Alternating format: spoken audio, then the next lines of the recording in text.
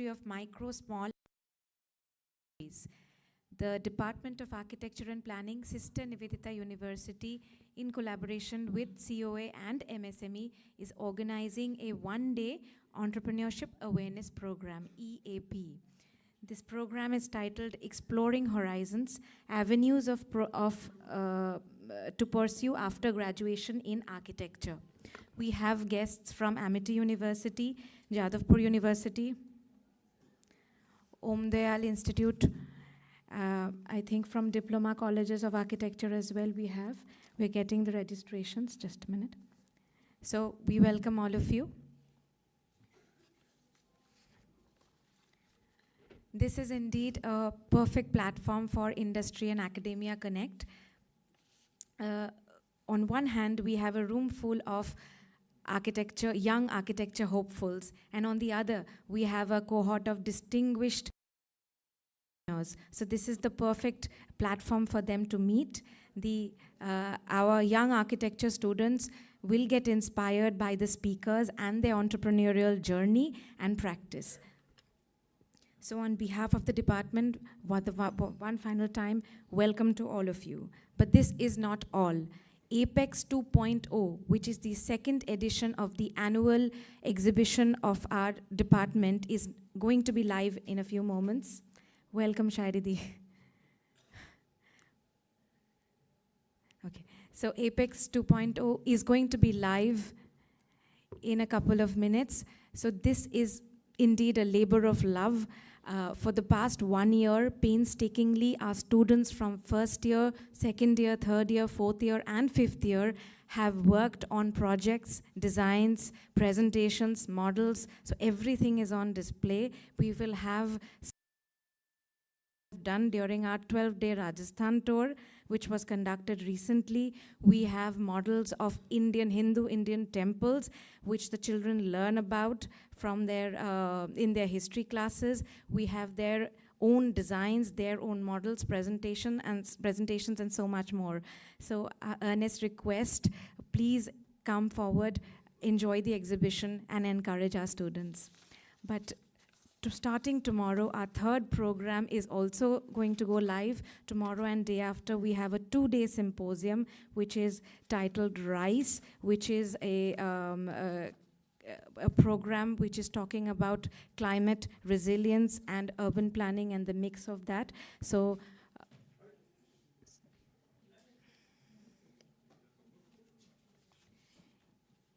if you haven't registered to RISE yet, we encourage you to register for that as well. Talking much. Let me introduce our head of the department, Professor Poulami Banerjee Das, to offer the welcome address. Poulami.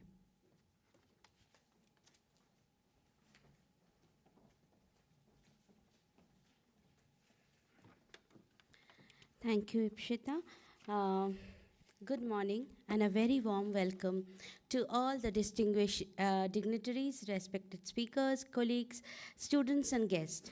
I extend warm welcome to Honorable Pro-Chancellor Dr. Dhrupajyoti Chattopadhyay, Honorable VC Sir Dr. Shonku Bosh, Honorable Pro-VC Academics Dr. Madhumita Guha Majumdar, and our Dean Mala Mitra ma'am, Dr. Mala Mitra, and Dr. Minal Parekh, Dean of Media and Mass Comm and Media Science. So, and with this, I also extend a very warm thank to everybody who have registered for this program from all over the city, the colleges, that is JU, Om Dayal Group of Institutions, Amity University Kolkata, Techno India University, Rani Rashmani institutions to make this event a big success. Now I welcome my respected speakers, Dr. Alkananda Mukherjee, practicing architect and urban designer, partner Mukherjee Associates, Dr. Architect Shairi De, co-founder and director All About Architecture.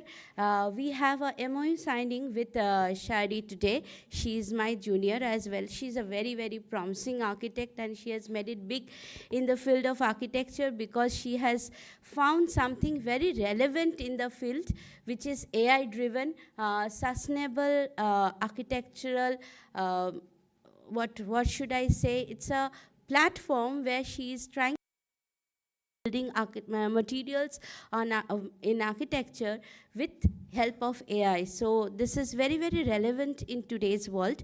So we are signing a MOU with her so that our students get the full benefit and exposure to the cohort she has built.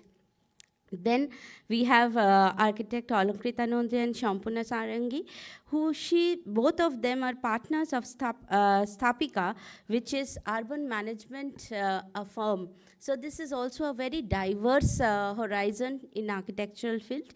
And very interestingly, a person who's a musician and architect Shukrit Sen, outreach coordinator of Living Water Museum, and he will be talking about how he has used his knowledge of architecture in building this museum, which is related to water conservancy. Now, I extend warm welcome to everybody. Our students also have raised enjoy this program. It gives me immense pleasure on behalf of the Department of Architecture and Planning, Sister Nivedita University, to welcome you all to this entrepreneurship awareness program under COA MSME Collaborative Initiative.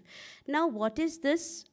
If we think about Vikshit Bharat 2047, MSME is one of the backbone of Vikshit Bharat, and with this links to the entrepreneurship, and entrepreneurship is a big thing for architects. Architects are job givers, not job takers. So we want our students to become big entrepreneurs, and this will give them a stepping platform where they can think big and try something big. So thank you all, and I hope that a very highly engaging and enriching day ahead. And with this, I will pass it over to Ipshita again.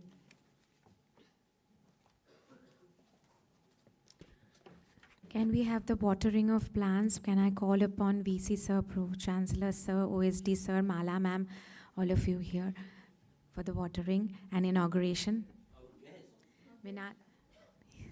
Minal Ma'am, Oloka Ma'am, and Shairi Ma'am.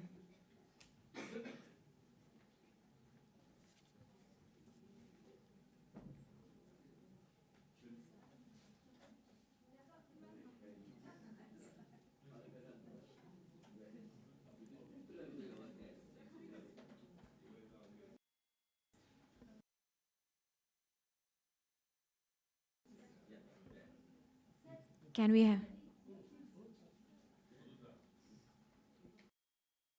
a round of applause, please?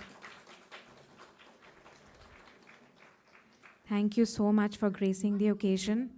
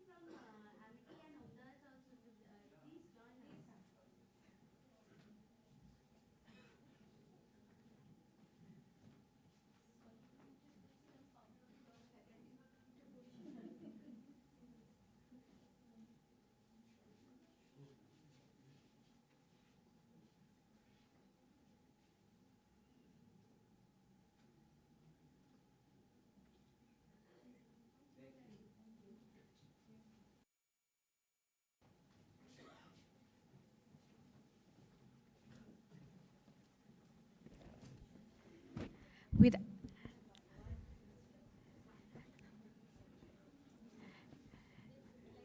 now, before we proceed further, can we have the inauguration of the exhibit, awaited second edition of the annual exhibition, student works of Department of Architecture, Sister Nivedita University? Can I ask the dignitaries to please move to the back of the seminar hall? The exhibition is set up. Sir, if you could. Our esteemed guests as well, Oloka Ma'am, Shairi Ma'am, Pro Chancellor Sir, VC Sir.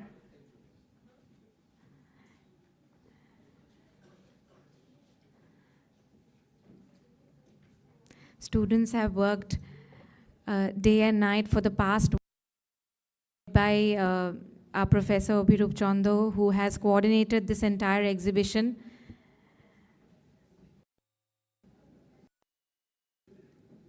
From the left on to the right, works from first year.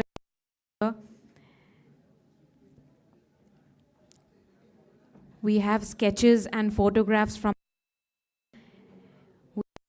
models of historical buildings, temples, pyramids, which our students have painstakingly made. Senior years have given designs.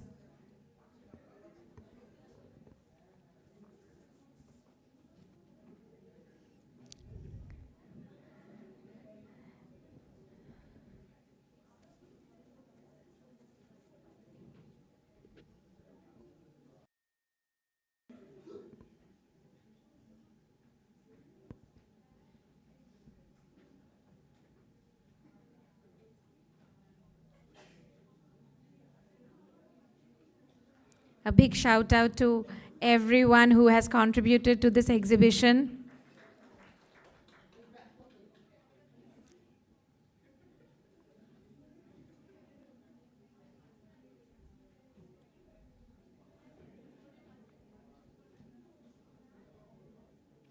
For our guests who have arrived from outside the university, my earnest request, please visit the exhibition.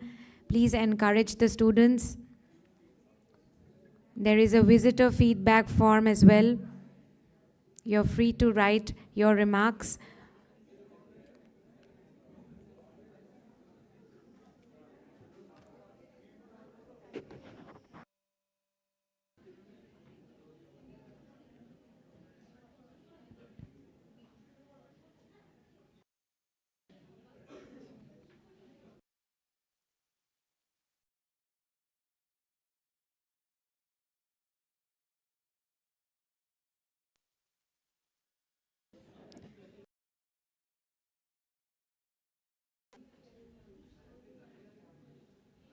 This is the second edition of that exhibition.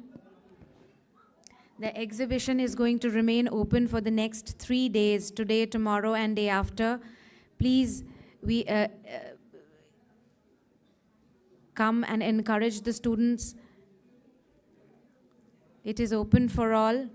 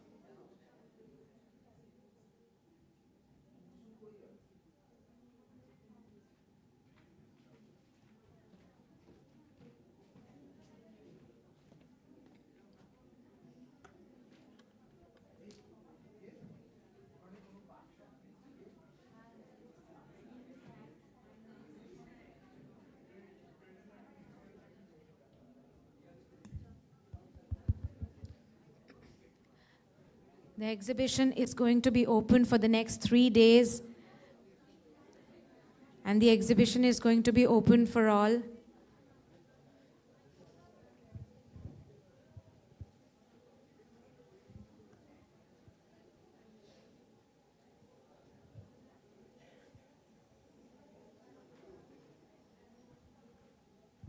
Every year, our students painstakingly create these designs, these models, these presentations, these sheets, sometimes by hand, sometimes computer generated.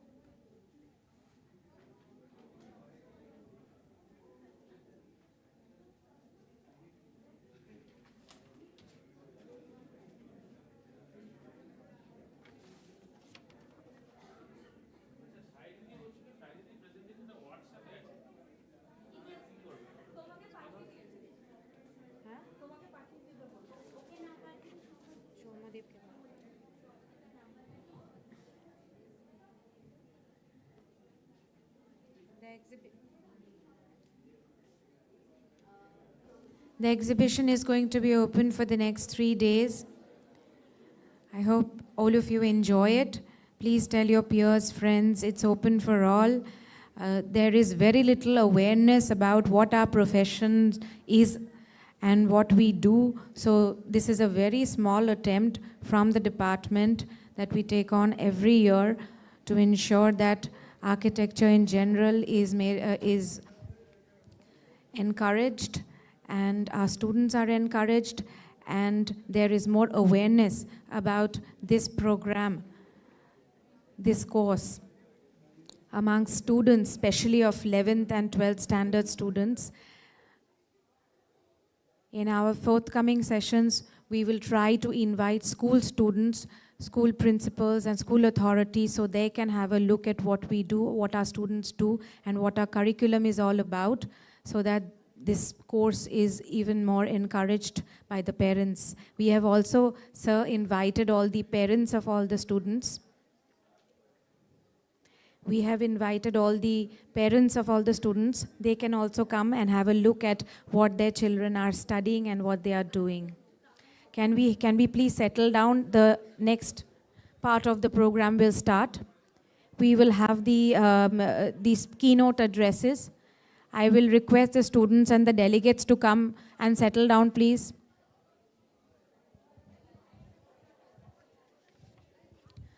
Students and delegates, please come and settle down. We will have the keynote addresses now.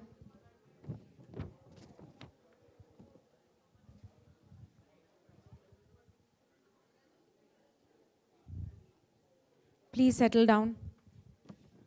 Thank you.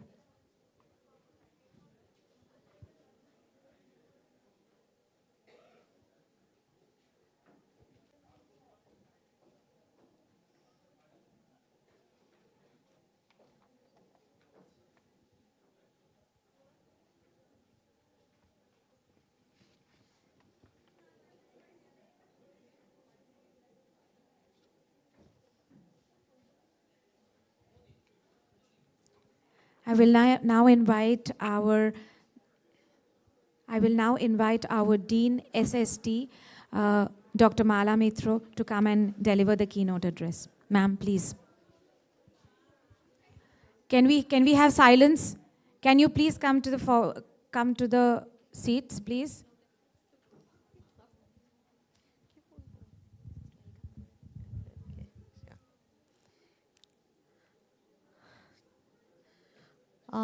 Very good morning to everyone present here.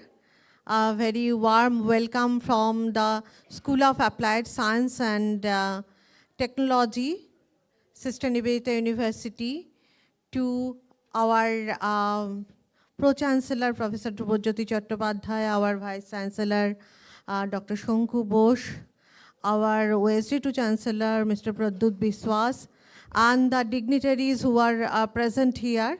And I would like to congratulate the Department of Architecture to think about such a innovative program, which not only encourage the students to conduct their path in a very different way, and get the idea to proceed towards their bright future. And rightly, they have designed the name of the program that exploring horizons, and I would say rather exploring the avenues. Rightly said by our HOD Poulomi Banerjee that the budding architects which we have among us are not only they obviously get job in some companies for their internship and initial phase of their career, but they are basically the job givers. So this is becoming a wonderful platform to explore their avenue. And as the exhibition is already opened, we are really mesmerized by the talent of our young budding architects, which we are actually nurturing at SNU. Really proud of you, my students. And with this, I once again welcome all the dignitaries, all the guests for the session to be open, and wish you all the very best of luck, my students. Thank you. Thank you, ma'am. I now call upon... Huh? Academy?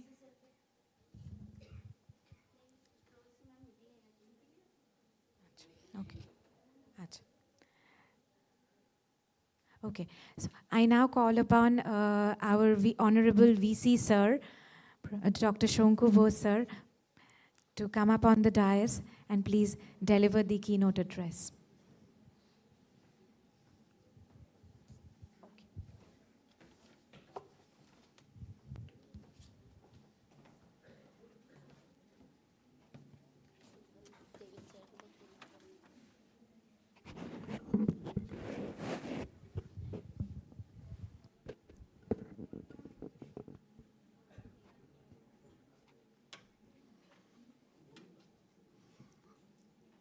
Good morning. Oh my God. I know that we are a bit early, so that means you should not be sleeping mode, okay? So there should be a loud voice because you have to carry for next 6-7 hours. I said the good morning. Sounds good. So you got some energy. So I believe you all had a breakfast. Is that right? No? Oh, I'm so sorry. Because we started early, that's why? Yeah. You know that whenever I visit any construction site, I get mesmerized seeing that such a wonderful 3D elevation, rendering and all. So by the time I get the position of the required house, it's definitely is delayed. So builder or promoter make it responsible to the architecture made responsible to the builder. And by the time I enter the house, so I have to wait again another 8 months to really take the bed to sleep, because I have to break every wall, every nail, everything. So I hope you guys are all young architect for tomorrow. Learn from, because I think probably we are the only country after positioning of a flat, we have to break every corner of the wall other than the structure. But learn from the others that how they think about the space optimization.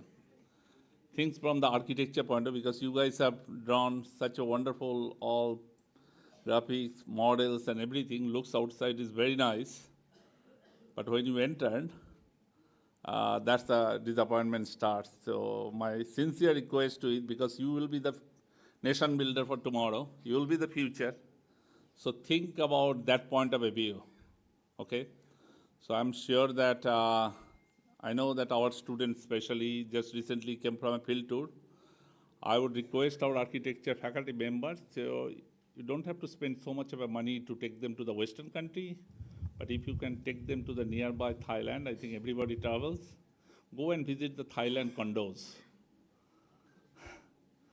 Just visit the Thailand condos, then you see that they don't have to break any of the wall, started from kitchen to the dishwasher to the thing.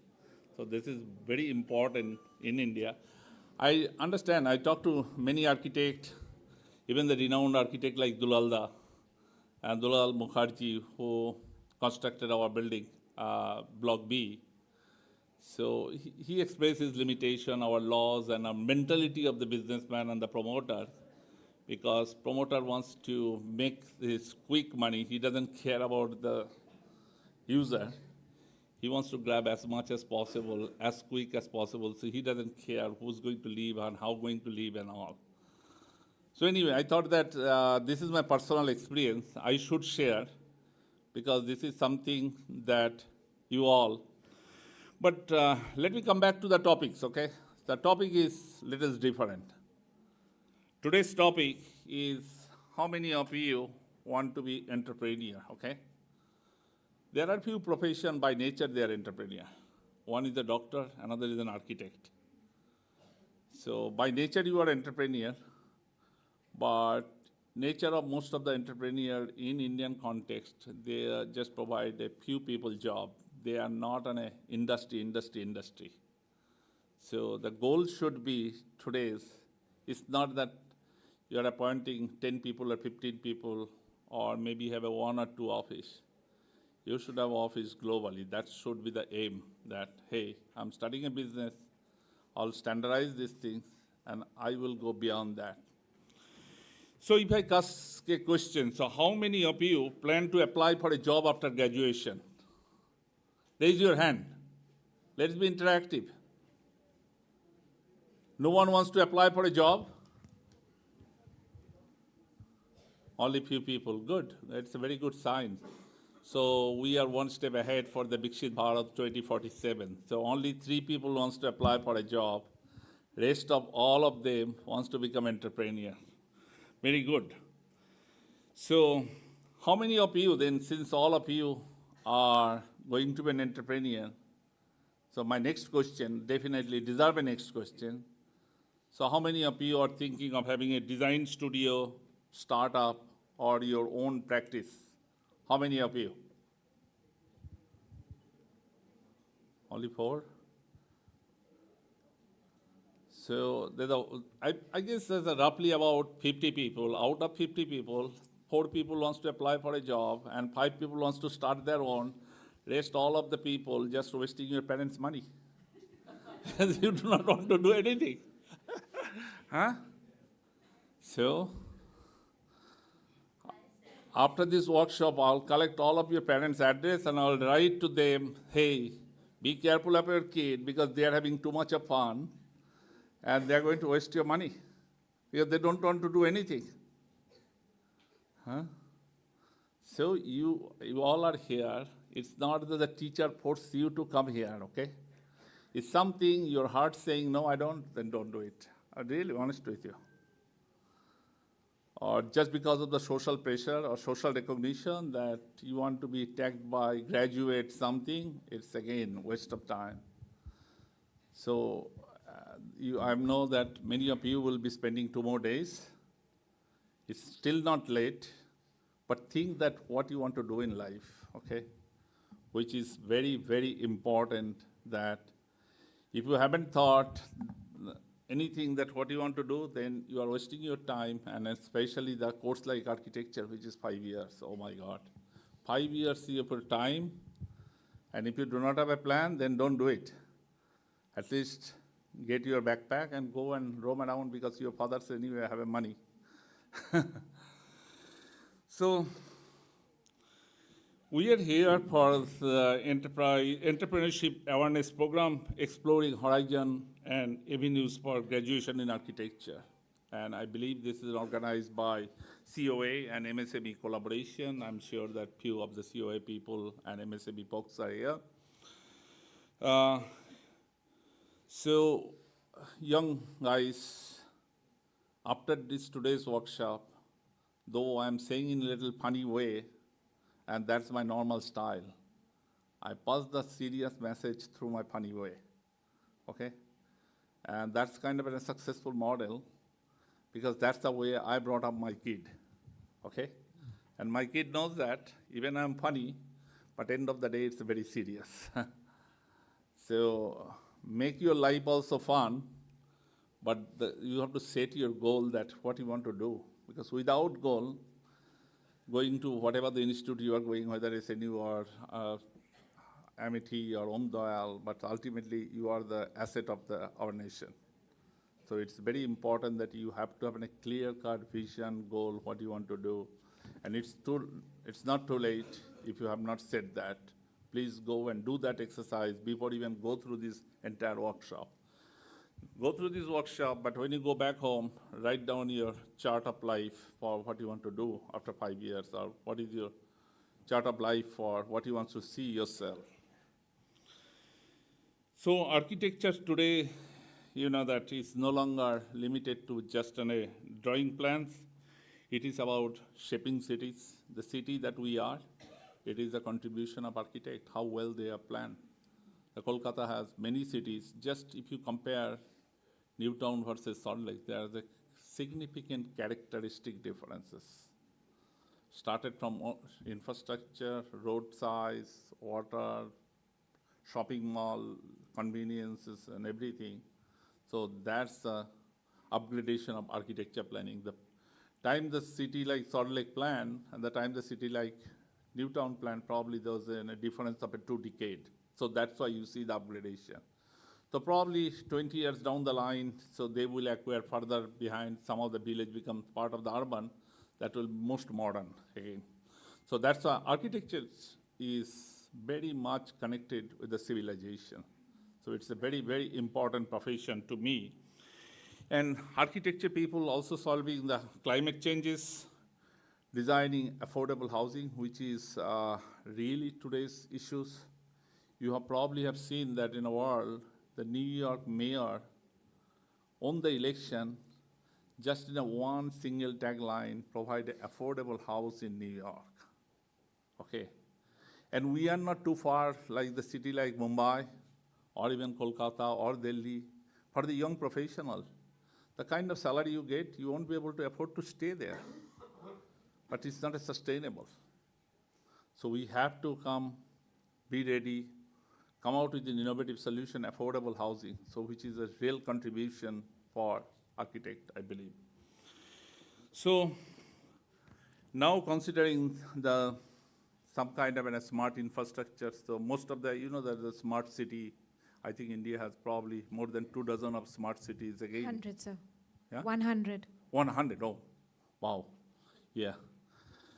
I have another good that you told, because I have another panel discussions coming up on 16th, where regional inclusion of institution, how important. So I was preparing that note this morning.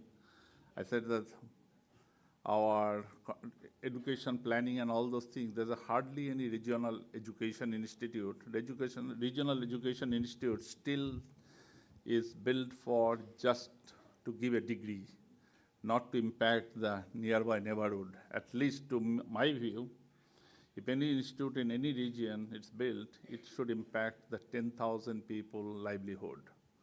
It's not the job, it's the livelihood. So guys, you know that there are successful architectural entrepreneurship in India, and you probably know, because if you just do, all I collected these figures before I come to this podium, I did a little bit of the Google. So I got to know, and it's a pleasant, that Studio Mumbai, so one of the successful entrepreneurs who are doing globally known for sustainable and contextual design. Then Morphogenesis, a design-led firm, is also again some of you, though some of you might be shy to raise your hand. I'm sure that they will be looking for a job portal to apply for there. Design Cafe, this again another successful startup. So and so on. There are quite a few, like more than a dozen of successful India-led or India origin architect startup firms are there. And fortunately and unfortunately, if you go to the Middle East, I think probably 75% of the architects are Indian origin. Huh? That's my experience. Same thing I've seen in Malaysia, same thing I've seen in Singapore. And when they just migrate the border, how come they design such and they deliver on time? That's my question. Maybe it's not the architect alone, maybe it's the environment, maybe the mindset. It's the culture, yeah. So that's when I come back to India, so again I have to start hammering my wall. So now, through this COA MSME partnership, you are being introduced to something powerful, an ecosystem where design meets entrepreneurship, creativity meets commerce, and vision meets execution. You know that today's world, the most demanding skill is creativity. And the people, those who pursue architect degree, I think they somehow, through the birth, they are creative. And through their professional degree, this enhance their creativity, and that is the skill is required for modern India or globally, because without creativity, there's no job. Beyond architecture, any kind of a job, creativity is a critical skill that people born with some extent through education program, it nurture and nurture. The architecture is one of the perfect program where it nurtures the creativity. And what problem around you would like to solve, since you are architecture, so you would like to start a startup. So you have to think that what problems you will be working as a startup or as an entrepreneur. And to me, is a populous country like India, the first startup should be with an affordable housing. There are some small attempts in Kerala and South and some other places, and some big corporate house are also trying affordable housing. And in fact, it's a global need beyond India. Even the US or the metro cities, the affordable housing. The sustainable building, the second is the sustainable building, urban congestion, rural infrastructure, heritage conservation. So this weekend I was talking to an owner of a ropeway company, and I'm pleasantly surprised that they are Calcutta-based, almost 50 years old ropeway company out of Calcutta. I said that, why didn't you put a ropeway on top of a Chingri Ghata? I live in South. Whatever the time I leave, I stuck for 40 minutes. And sometimes my mobile battery ran out because I was continuously screwing on my battery. So this is a pressing problem in the Sector 5 on the Salt Lake. So I'm not sure if there's a fire, whether really the fire engine get into those roads in Salt Lake, particularly in Sector 5.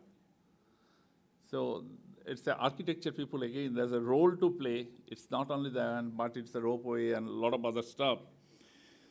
So at SNU, as a Sister Nivedita University, so right now I'm just a young vice chancellor here. So my predecessor, Professor Chattopadhyay, is run this university for little over 5 years. So what we built, we rooted here. We want to make our architect or engineer technologically strong, environmentally reasonable, responsible, socially sensitive, and entrepreneurship confident. So our goal is to, by the time you walk out of the SNU, you should feel that, hey, I'm confident. I can stand whatever the situation comes, because the life is always, most of you have done the physics, and the sine curve, life is like that, life is like that.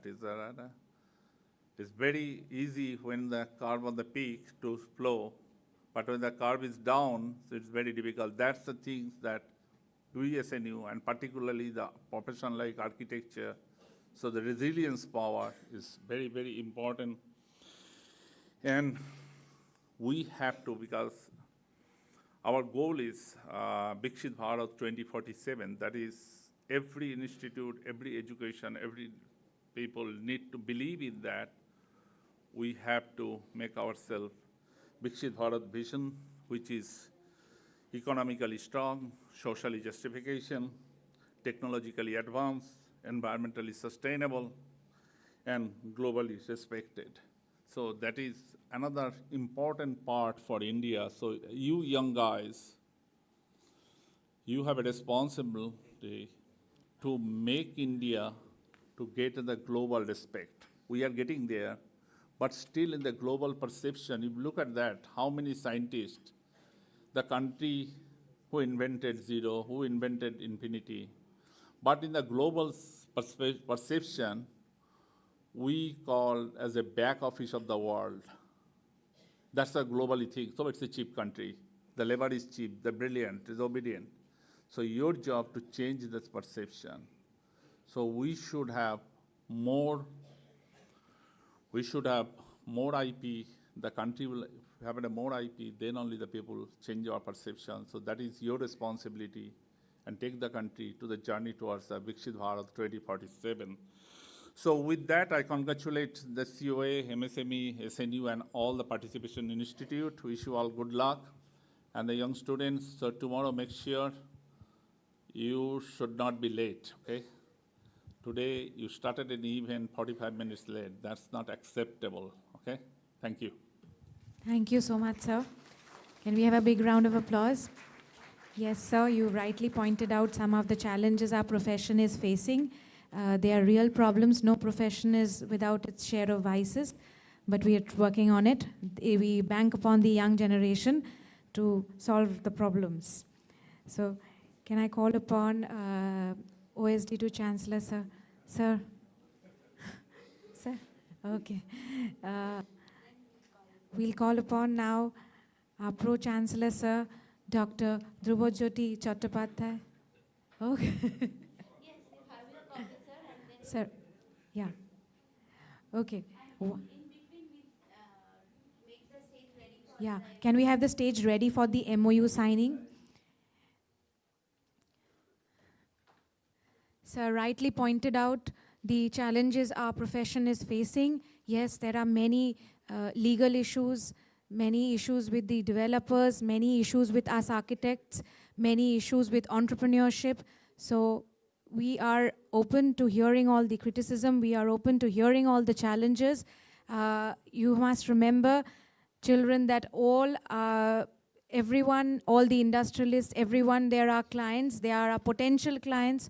So whenever somebody comes up with a problem, you are supposed to solve them, and you're supposed to try to mitigate the situation. Our industry, our development industry today faces a lot of challenges. With your young minds, innovative ideas, technology-driven solutions, we hope that solutions will come.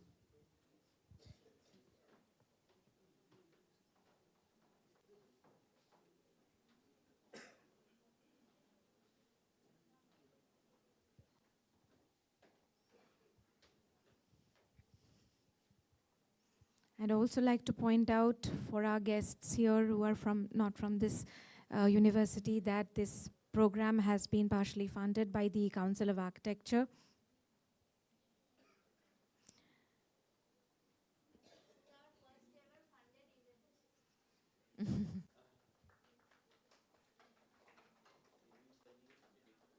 হ্যাঁ sir আপনি দুটো কথা বলবেন ওকে ওকে ওকে architect Shairi De, can we have you up on the stage please?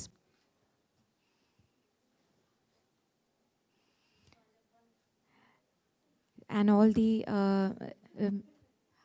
sir আর কেউ যাবেন না sir আপনারা থাকবেন ওকে registrar sir please.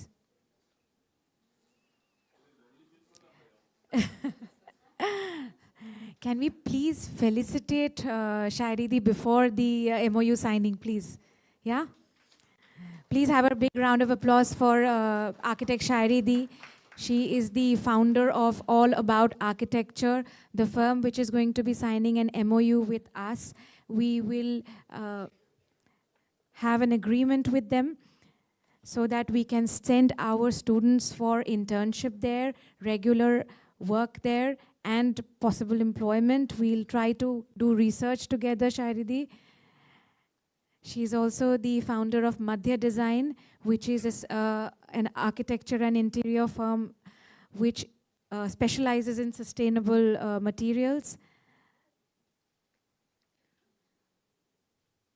Go ahead. Sir. Huh, sir. Sir, Ashun. Professor Dhrubajyoti Chattopadhyay, Professor Shanku Bose. OSD sir আসবেন আচ্ছা ঠিক আছে আচ্ছা ঠিক আছে sir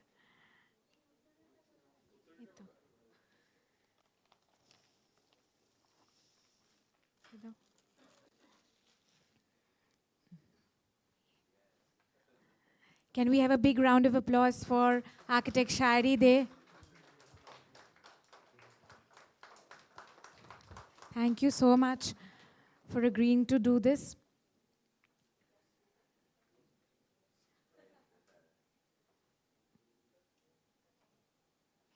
A small token of love from us.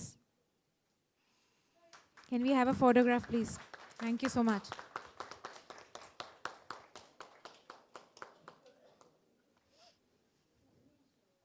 We'll now proceed for the MOU signing. So, sir, আপনি যাবেন না? আচ্ছা, ঠিক আছে। আচ্ছা।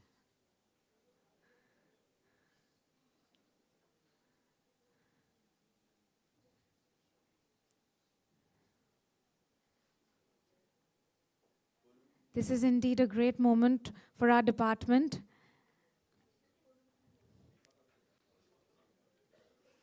Let us all hope that all our students will be on the other side of the table one day.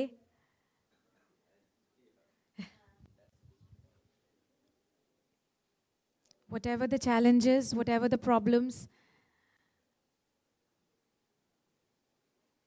she has a wonderful office. She agreed to host us a couple of weeks back in her office, and she gave a tour of her office, a very big setup in Sector 5 to the students. We took 10 of our students, I think.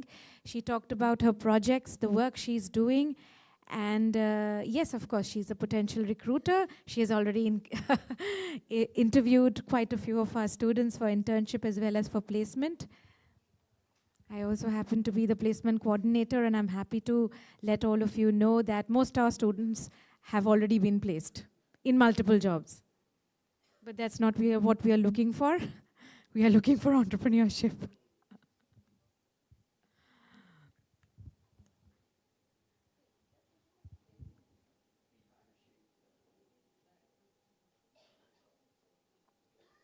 Right now, our fourth-year students are not here with us. They are on a 6-month internship program with various firms.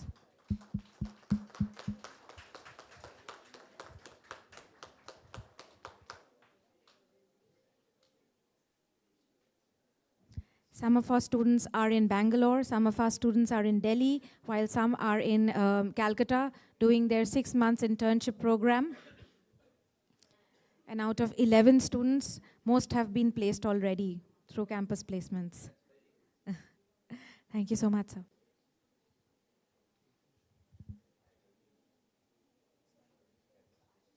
Some have landed multiple jobs, but as you know, the entrepreneurial bug has already bit them. So some of them are doing their own work already. I don't know why they didn't raise their own hands, but I'm aware that some of them are doing their own work.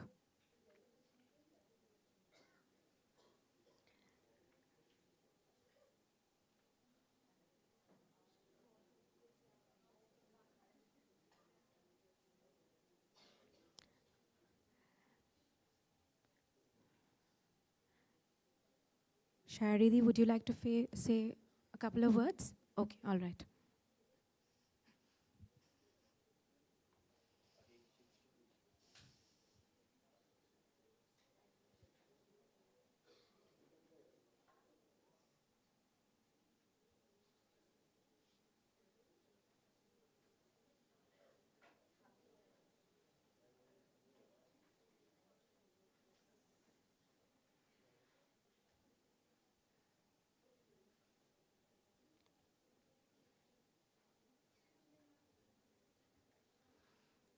Yeah, the photographs.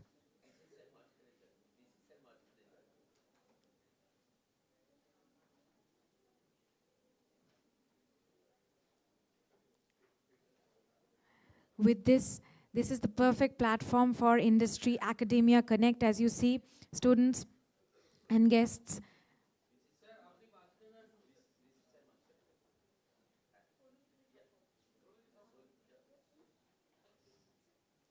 A big round of applause, please.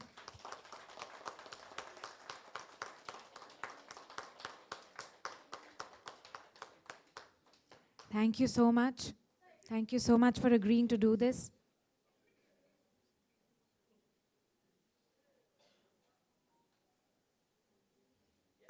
Thank you so much.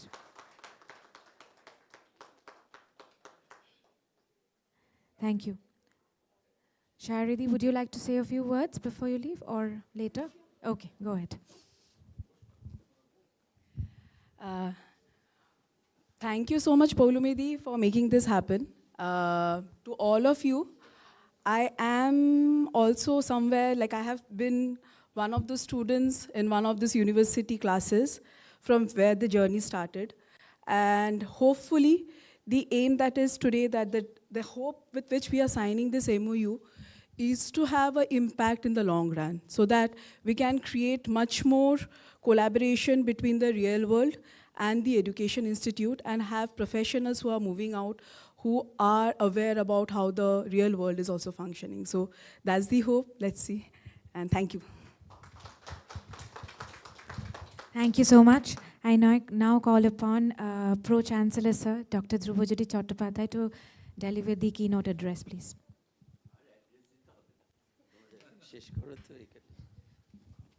I just want to say one thing.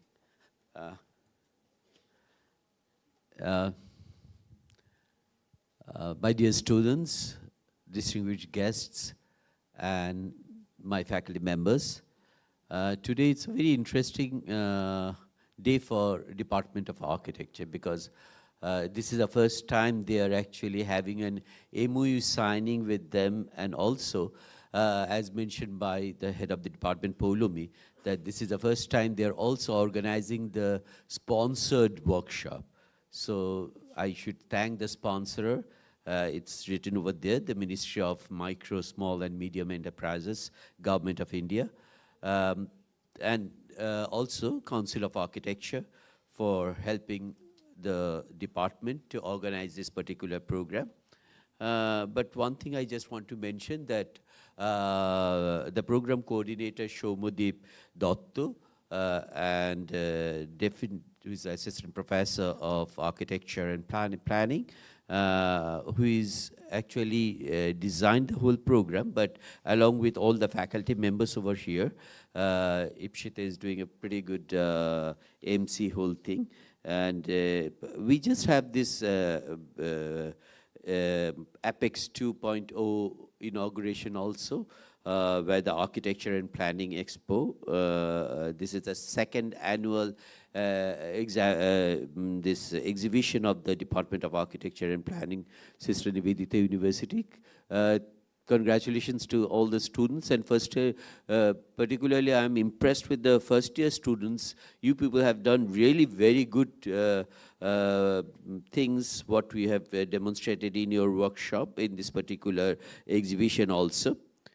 Now, the most important aspect of this particular program is that to find it out that avenues after graduation in architecture, but this is, as already mentioned, started with our Dean Madam and our Honorable Vice Chancellor, that this is actually a particular department where the course itself says that we prepare the students to be an entrepreneur. So it is like that way the architecture department develops itself. But in general, what we could see, that there are certain conventional career pathway for these graduates of professional architectural practice. Now, because the internship is actually within the system itself, during the graduation itself, the students get their whole exposure, that how they could actually plan their future and what is actually the interest in it. And there are a lot of different types of things which are coming out. Now, as mentioned already very nicely by our Honorable Vice Chancellor, that you know that there are so many different scopes. Normally we used to see that you can go for the residential, commercial, institutional, healthcare, hospitality, or industrial architecture. All the different areas you can actually try to find it out where you can actually fit it into. But one thing actually I just want to mention, that after interacting with the faculty members, specifically with Poulomi, that one of the area, the urban planning, this urban design and planning is coming up in a very big way right now. People are talking, and in fact we are this year we are going to start the postgraduate program, so that's why this year we are having going to start this particular postgraduate program in urban design and planning also. which is going to address this large-scale spatial, social, as well as environmental challenges, on which the seminar tomorrow we are going to also having this, where these particular things are going to be considered. To us, the novice and the people who are looking at the architecture for outside, for our own purpose, what we could find out, the interior architecture is also very interesting for us, because we all right now actually are very fond of, and very nicely presented by our Vice Chancellor, that we have to think about how we could make these particular things so that these are going to be affordable. And when you are going to have affordable, then you are going to have the sustainability of the whole thing in a longer planning way.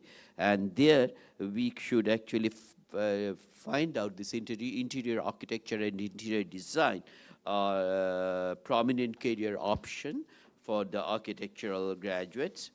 Now, when we look at this, our interior architects, they are engaged with the spatial planning, the material science, ergonomics, the design of the lights and others, the building systems. And the thing what we should keep in our mind, that there is a growing emphasis on experiential spaces. And when we are talking about the experiential spaces, we could find out that wellness-oriented interior. I could find that wellness-oriented interiors is something where there are, this is also again one of the architecture journal I'm just looking at. Very nicely they have presented this thought about wellness-oriented interiors and the adaptive reuse of the buildings. And these are the things what we are planning to have also in our university itself. I really also want to thank the faculty members from the other universities and colleges who are joining us, because all of you are actually giving this particular training to our future graduates regarding this. The head of the department already mentioned about that advancements in the digital technology is also coming up. This also has transformed the architectural practice. But even when we are going through this exhibition, it's already we are thinking about the digitally, yes, we can do, but when we look at that, using the pen, the drawing of the, these particular designs, these two are actually something where you have certain things where you can think about where an extra thing should be there with respect to this whole concept of the digital technology, what we are using. Now, the last thing I just wanted to mention that this, while looking at the different types of jobs, I don't know the people who are here, they can say that there are certain advertisement we can see that because there are so many residential complexes, industrial architecture things are coming up, that they said that development managers, where they are putting up a lot of architects in the system, and they look at it from the point of view of design coordinators. And when you look at the design coordinators, they are right now playing quite a bit, because if you look at this, right after the Pride Hotel, there is a huge residential complex which is coming up, and they put up one particular that this is actually being done by renowned design architects. Now, these are the things what are actually the potential areas where we are looking at.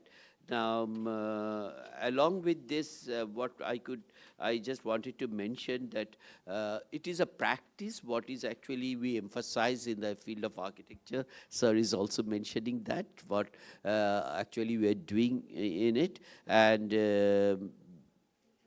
there are things like policy formulations are also being considered by COA, and COA actually in their mandate, they also mentioned about that how the policy mandates are going to be designed over there.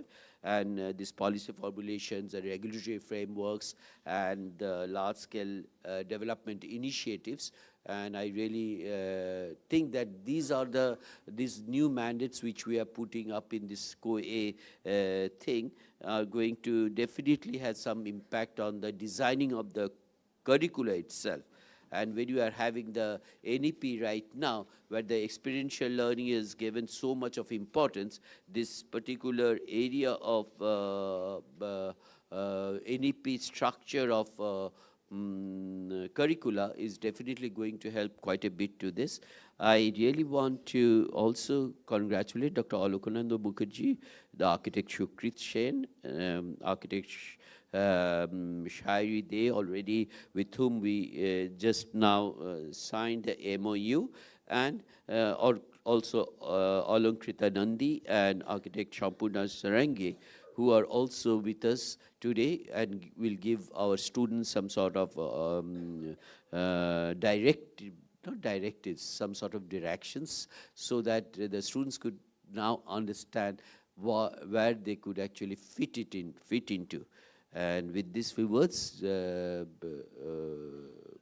really want to wish a great success for this, I think, 3 days program taken by the Department of Architecture. And I'm really happy to see the architecture department is coming up with a lot of enthusiasm. Thank you to all the faculty members.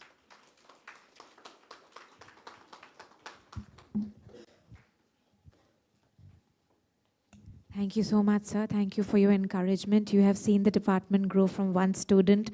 Now we have around 100. So that's a big achievement. Thank you so much, sir.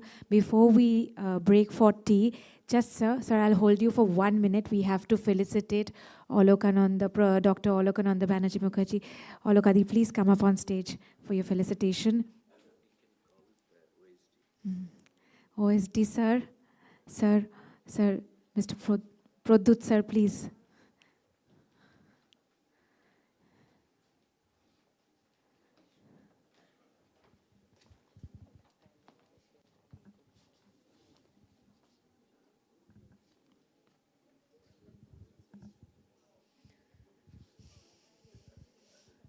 Can we have a big round of applause, please, for Olokadi?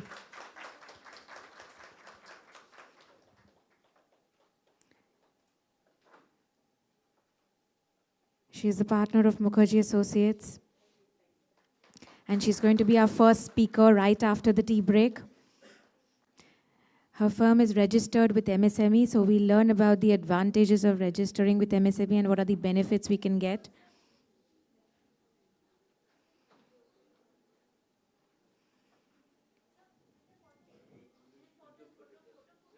Tanvi, the photo ops, very important. The very important photo ops.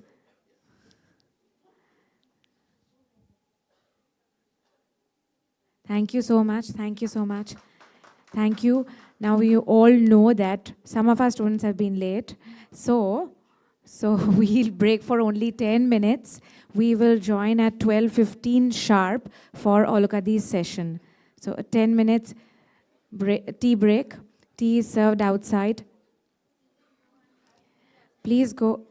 Tea has been served outside. We break for 10 minutes and we join back at 12:15 for our first session with speaker Dr. Olokananda Banerjee Mukherjee. She's going to be talking about the synergy between MSME and architectural practice in the context of West Bengal. We cannot afford to be late, so 15 minutes. Thank you.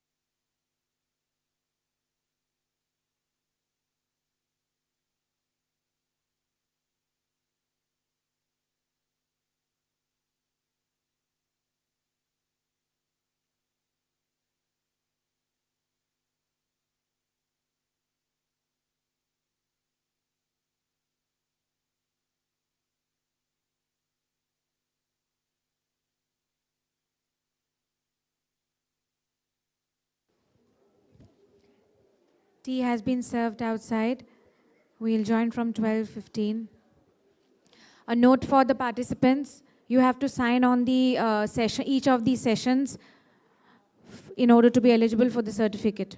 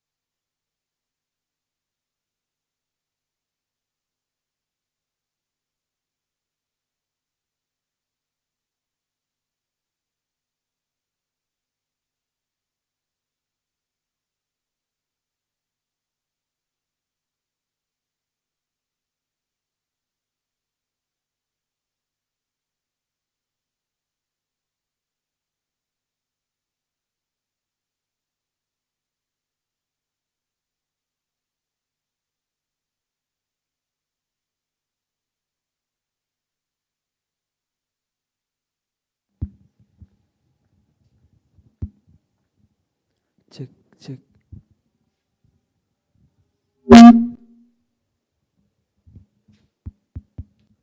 Check, check.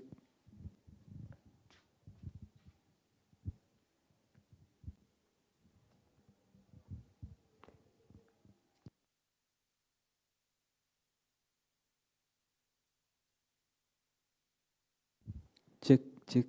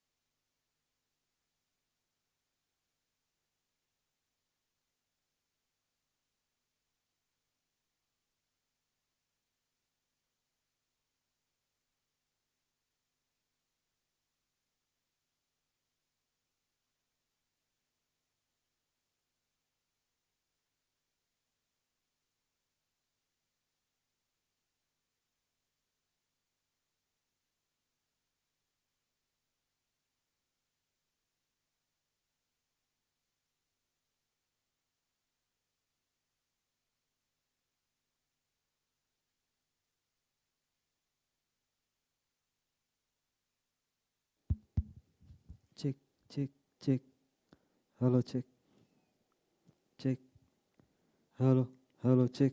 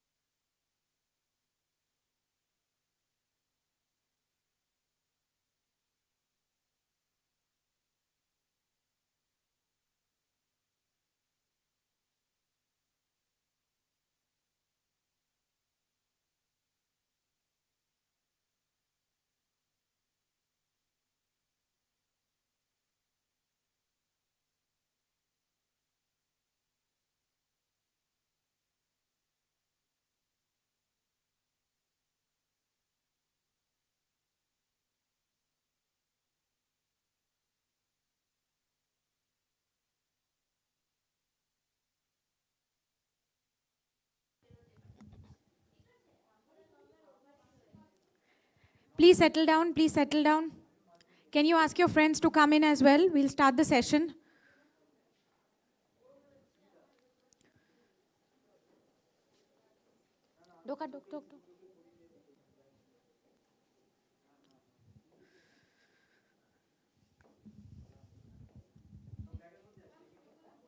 হ্যাঁ ঠিক 5 minute 3 থেকে 4 মিনিটে শুরু করব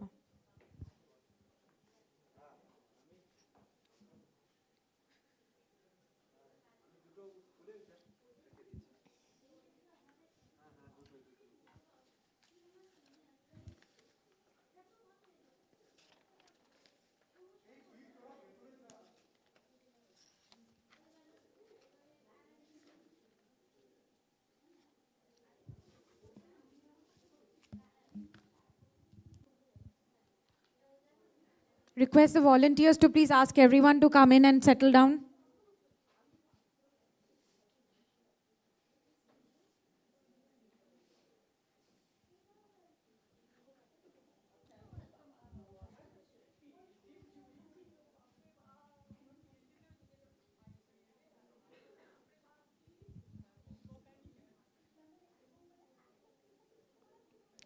I will request everyone to settle down, please. Volunteers, please ask everyone to come in and settle down. We'll start the session. We are pressed for time. We cannot afford to lose any more time.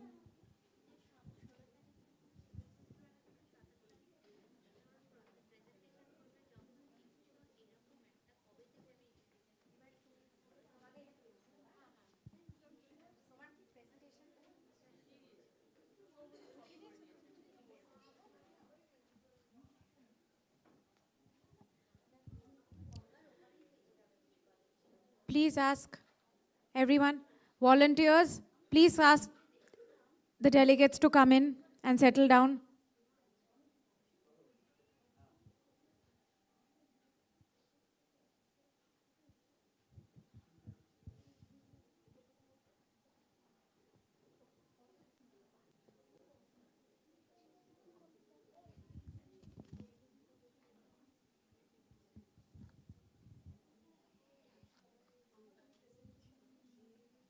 I believe it is our students who are the troublemakers. Can you please settle down, otherwise we start this session.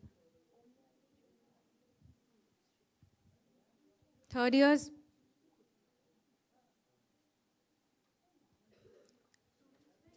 Huh? We'll start. We have already been reprimanded once for starting 45 minutes late, primarily because of some of the students. So we are not going to wait any longer. We'll start right away.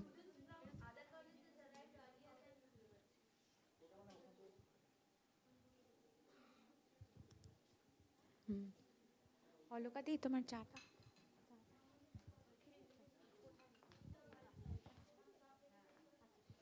হ্যাঁ ঠিক আছে হ্যাঁ বলে দিচ্ছি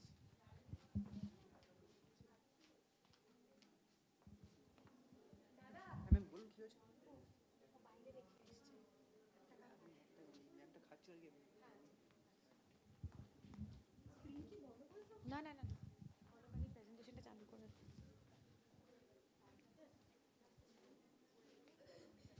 ওকে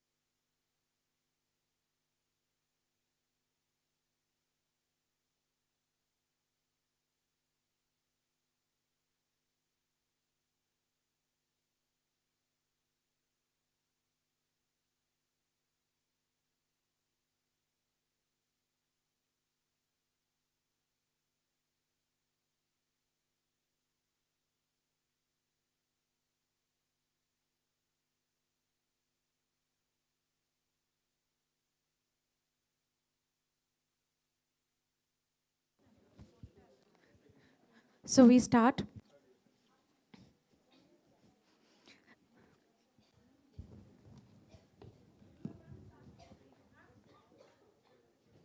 Yes, start.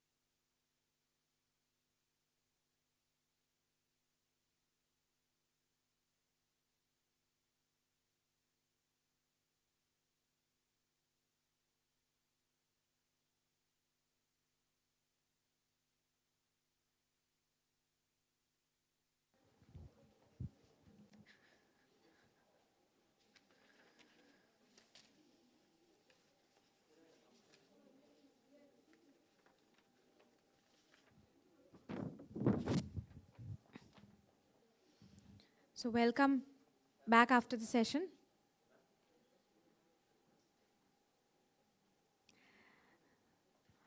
Our first session is going to be taken by Dr. Olokananda Banerjee Mukherjee. She is going to be talking about the synergy between MSME and architectural practice in the context of West Bengal. A brief introduction about her.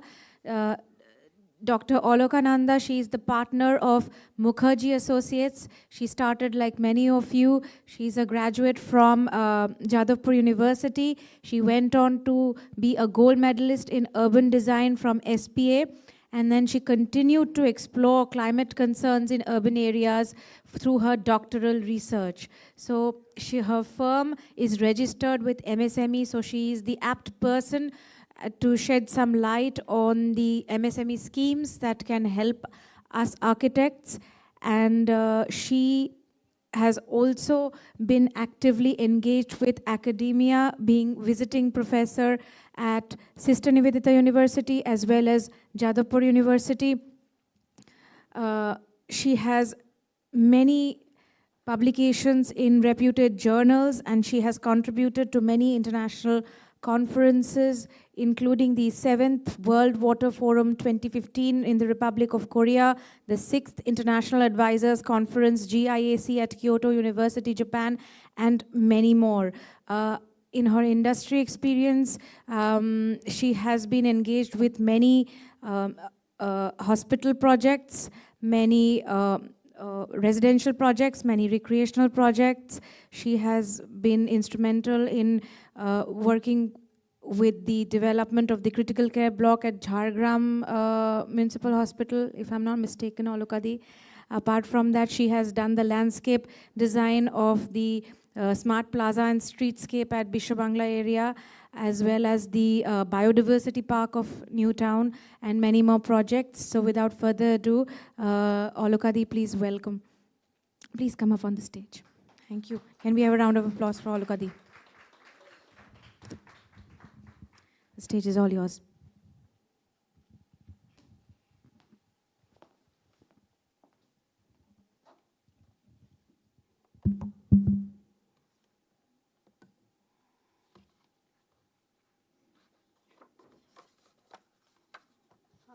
How do I present this? Like, just present.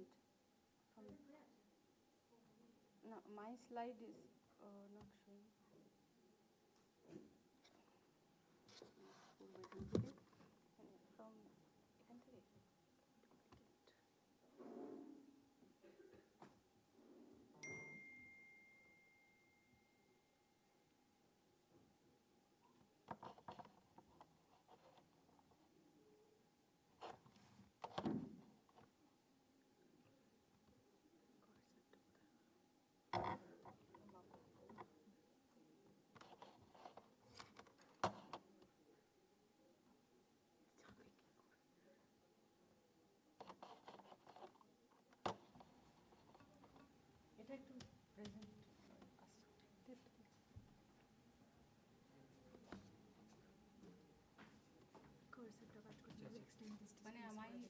প্রেজেন্টেশনটা তো PPT তো just extend করে দিন, খোলা আছে।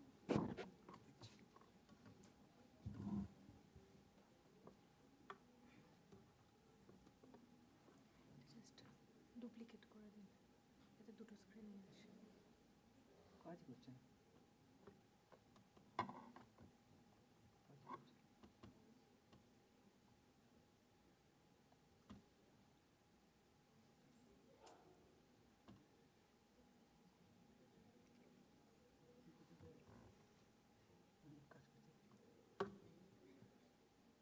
আগে duplicate করতে হবে। হ্যাঁ, এক্সটেন্ড না, ডুপ্লিকেট।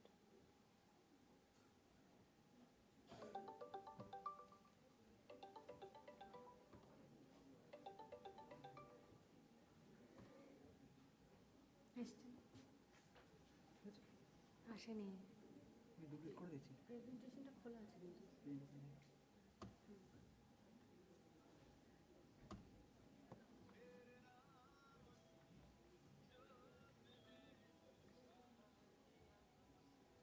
From the beginning.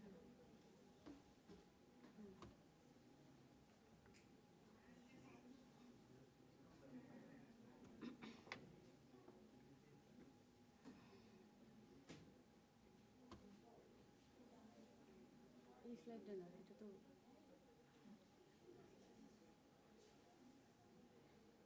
পিডিএফটা খুলবো নাকি? পিডিএফ না, এটা তো প্রেজেন্টেশন, পিডিএফটা আছে। দেখুন আপনি দেখে নিন কোনটা ও এটা না, এটা তো ঠিক আছে, কিন্তু এটা প্রেজেন্ট হবে না।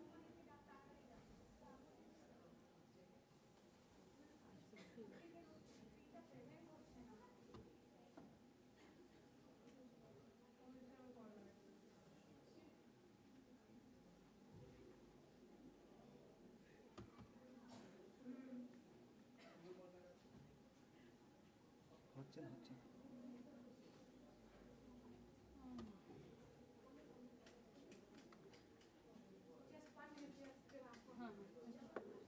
আচ্ছা আপনি আমি রিমোটটা দিয়ে গেলাম, স্লাইড শো এখান থেকে আমি করতে পারি। হ্যাঁ হ্যাঁ, লাগবে তো। হ্যাঁ হ্যাঁ দিয়ে গেলাম, ঠিক আছে। ঠিক আছে, এটা তো প্রেজেন্ট, তারপর এটা কোথায়, মানে পয়েন্ট কোথায় হবে, কোথায়?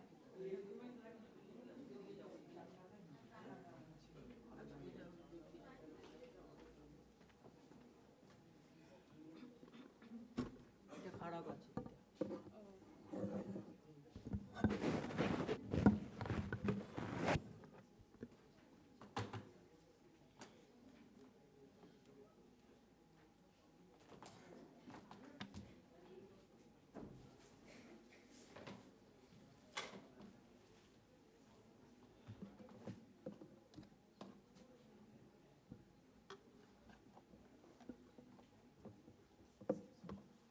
কি হচ্ছে দাদা, কি এইচডিএমআই নিচ্ছে না?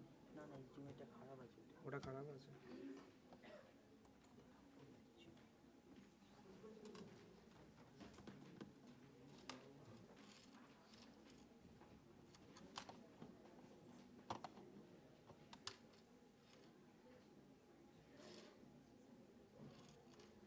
নিচ্ছে না।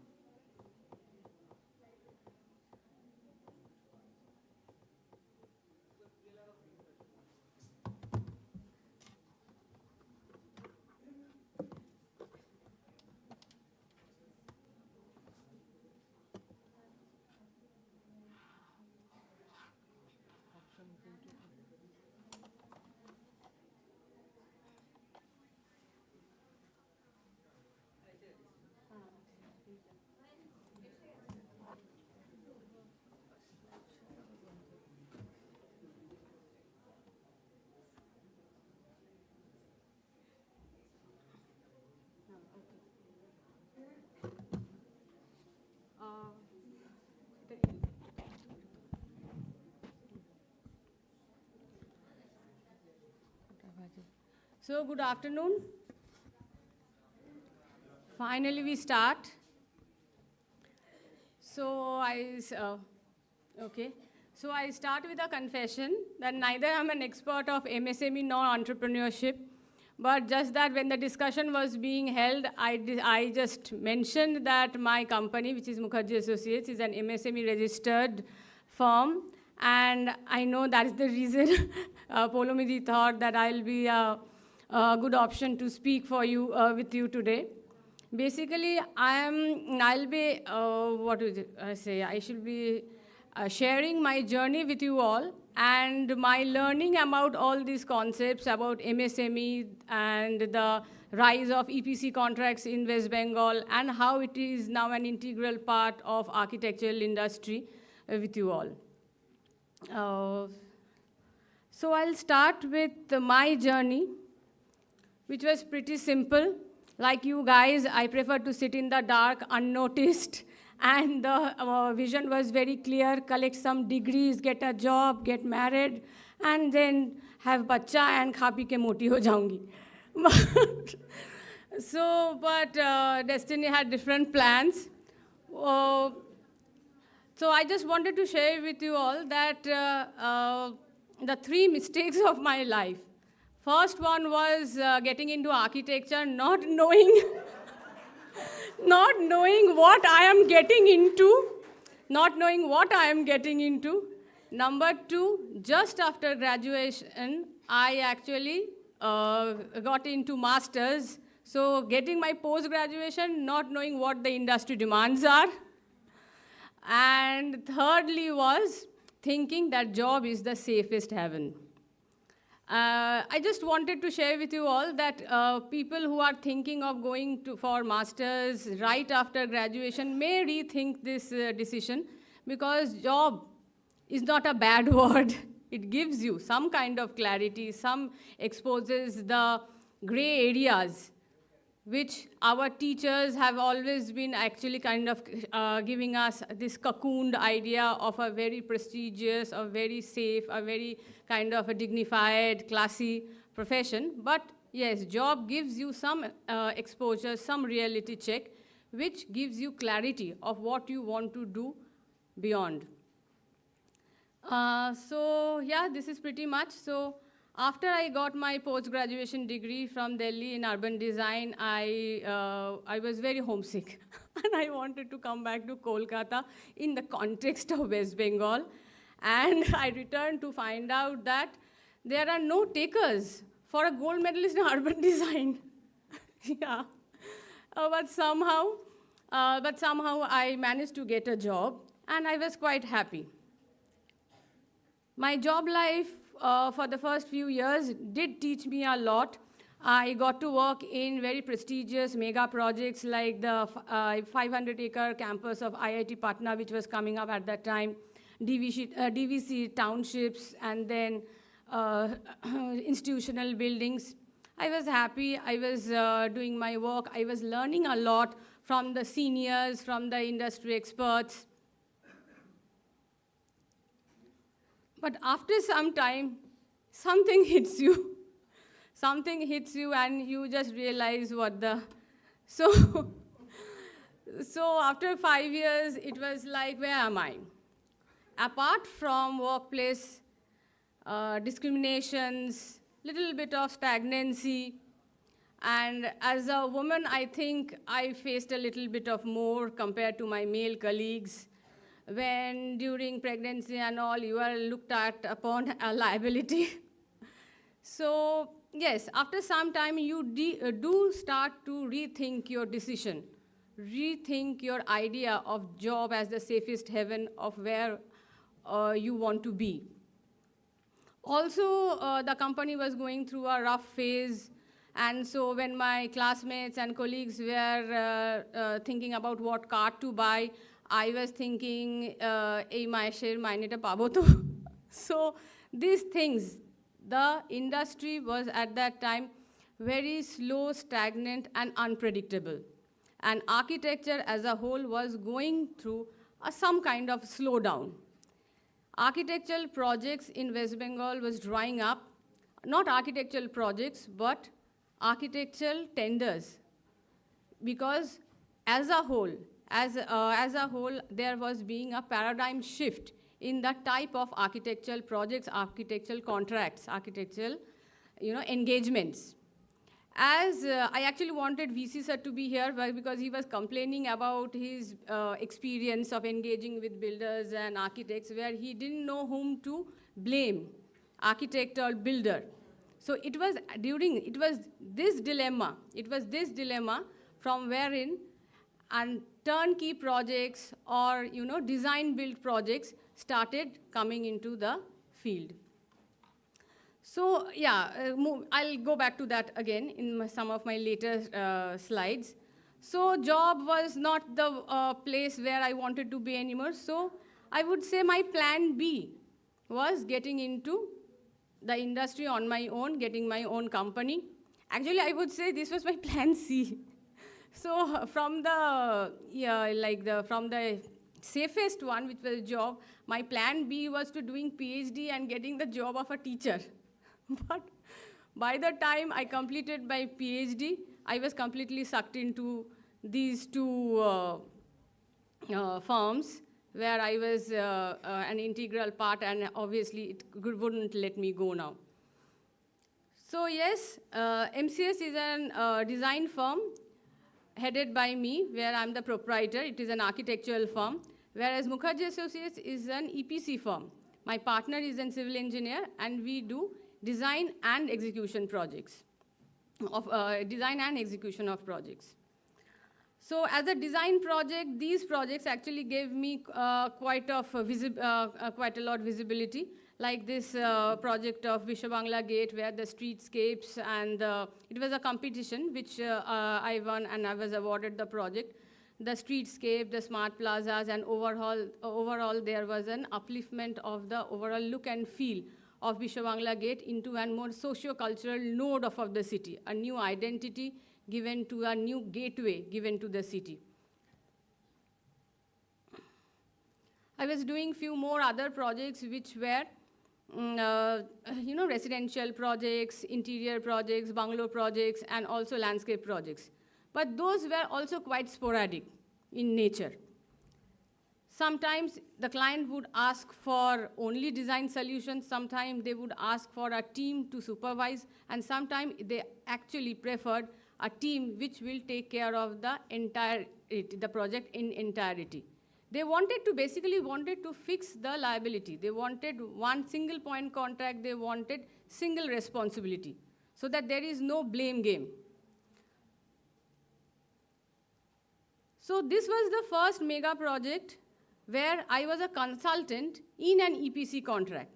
So I just wanted to share with you the experience of how you can be a consultant in an EPC contract. EPC contracts are basically tenders which are floated, where government is looking for a body which will take care of the design as well as an execution. So I was the architect of this project, which was a green building, a multi-use green building, commercial, and it was thought of that initially it was conceived as a partly residential, partly commercial project, and the client was Newtown, NKDA, Newtown Kolkata Development Authority. Suddenly, just before the tendering process, it was decided that it will be floated as a EPC contract. So it was not decided beforehand, it was decided later, after my engagement has already begun, after the tender was floated. So what happened was, I was placed from the client that I was placed in the team of the contractor. At that time, I realized that it is now the business or the work process is different. It will be the contractor or the builder who will be dictating the terms, who will be dictating the workflow, who will be managing the everything. And my design solutions, my kind of supervisions and my processes has to be aligned with his, because now he is the boss. From that, it was from that time that my understanding of EPC contracts grew. That it was no longer engineering alone.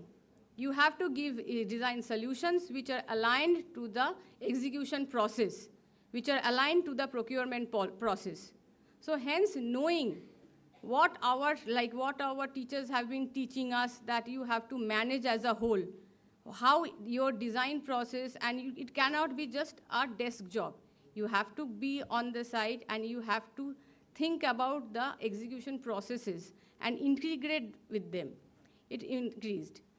There were flaws in the tender which was then exposed, because it was then designed only from the point of view of an architect. When that when it was shifted into an EPC contract, the tender documents, the guidelines, the specifications, everything changed. It was thereafter that we started having Mukherjee Associates as an promoting, or we actually had the team, and so why not take EPC contracts, in-house EPC contracts? Where, because we have the expertise, we are doing separately. We are doing execution and we are doing consultancy separately. Why not combine them into one? And in West Bengal, sadly, nowadays, where there are very few tenders floated for architectural projects only, for only consultants. Most mega infrastructural projects or government projects are floated as EPC contracts. And if you have the expertise and if you have the team to handle both, why not? Now there is a dilemma. When I was working, when we were actually studying architecture, we were constantly told that architects and contractors cannot be the same in a project. It is ethically not right.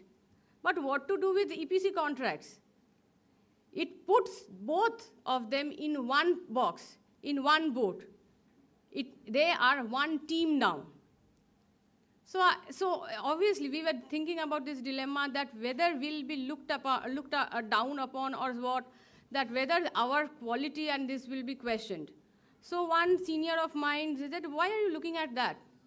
You know the company of Mercedes? They designs their own car and builds their own car. Are they questioned? That since you are building your own design, it may be flawed?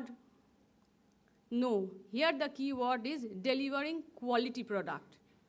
If you ensure your engineering team is able enough to build what you design and to design what you intend, and to intend what your technical background, your social background, and your social and environmental responsibilities dictate you to, then there should not be any gray area in this.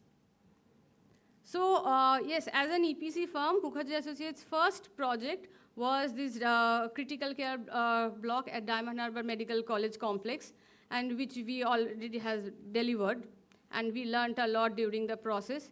Another project in the pipeline is this 10-story hostel building in the complex of Chittoranjan Seva Sadan, which is also a project funded by the central government, a project for empowering the female staff of the hospitals and the of the city.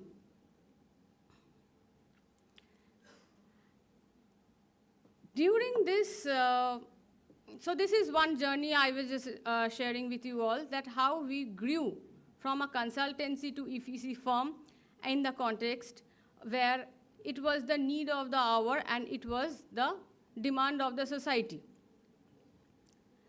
We were registered as MSME in the year 2006. MSME Act actually has been, intentionally has been very good to, because it already thought about empowering the small and medium enterprises. It was actually provides the legal framework to promote, develop, and to enhance the competitiveness of the MSMEs. MSMEs are medium and small enterprises, sorry, micro, small, and medium enterprises of the country. So there are these classifications that you could get your firm registered as an MSME if you meet these criteria. Now there is an interesting shift. There's an interesting shift that previously it from the turnover point of view, it had the limit from 5 crore to, actually these figures are in crores, 5 crore to 250 crore. Now it has been enhanced to 10 crore to 500 crore. Why do you think this has been done? One is inflation, another is government is encouraging more and more companies to get registered under MSME. Government is encouraging or expanding the scope of MSMEs. Now government wants more and more company to bring under the ambit of MSME projects, MSME fundings, MSME, to be MSME beneficiaries. There even budget allocations shows that every year the budget allocation for MSME sectors have been increased substantially. Now the question is, why do we want our companies to be registered under MSME? So it has some very noble intentions. MSME Act encourages entrepreneurship through primarily ease of credit. Actually, to discuss these points, I wanted to bring in the concept of EPC contracts. Because EPC contracts, at one point, like architects, it's like architectural practice, it may not be that pressing need. But when you are having a bigger responsibilities, bigger investments, ease of credit, low interest on loans, these do play an important role. So ease of credit is one such important facility which MSME extends, where the Act there is a credit guarantee fund trust. I actually had to write it down, sorry.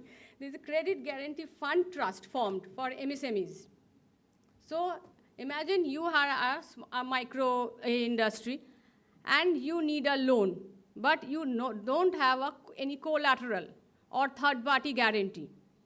Then under this MSME Act, and if you are registered with this policy, then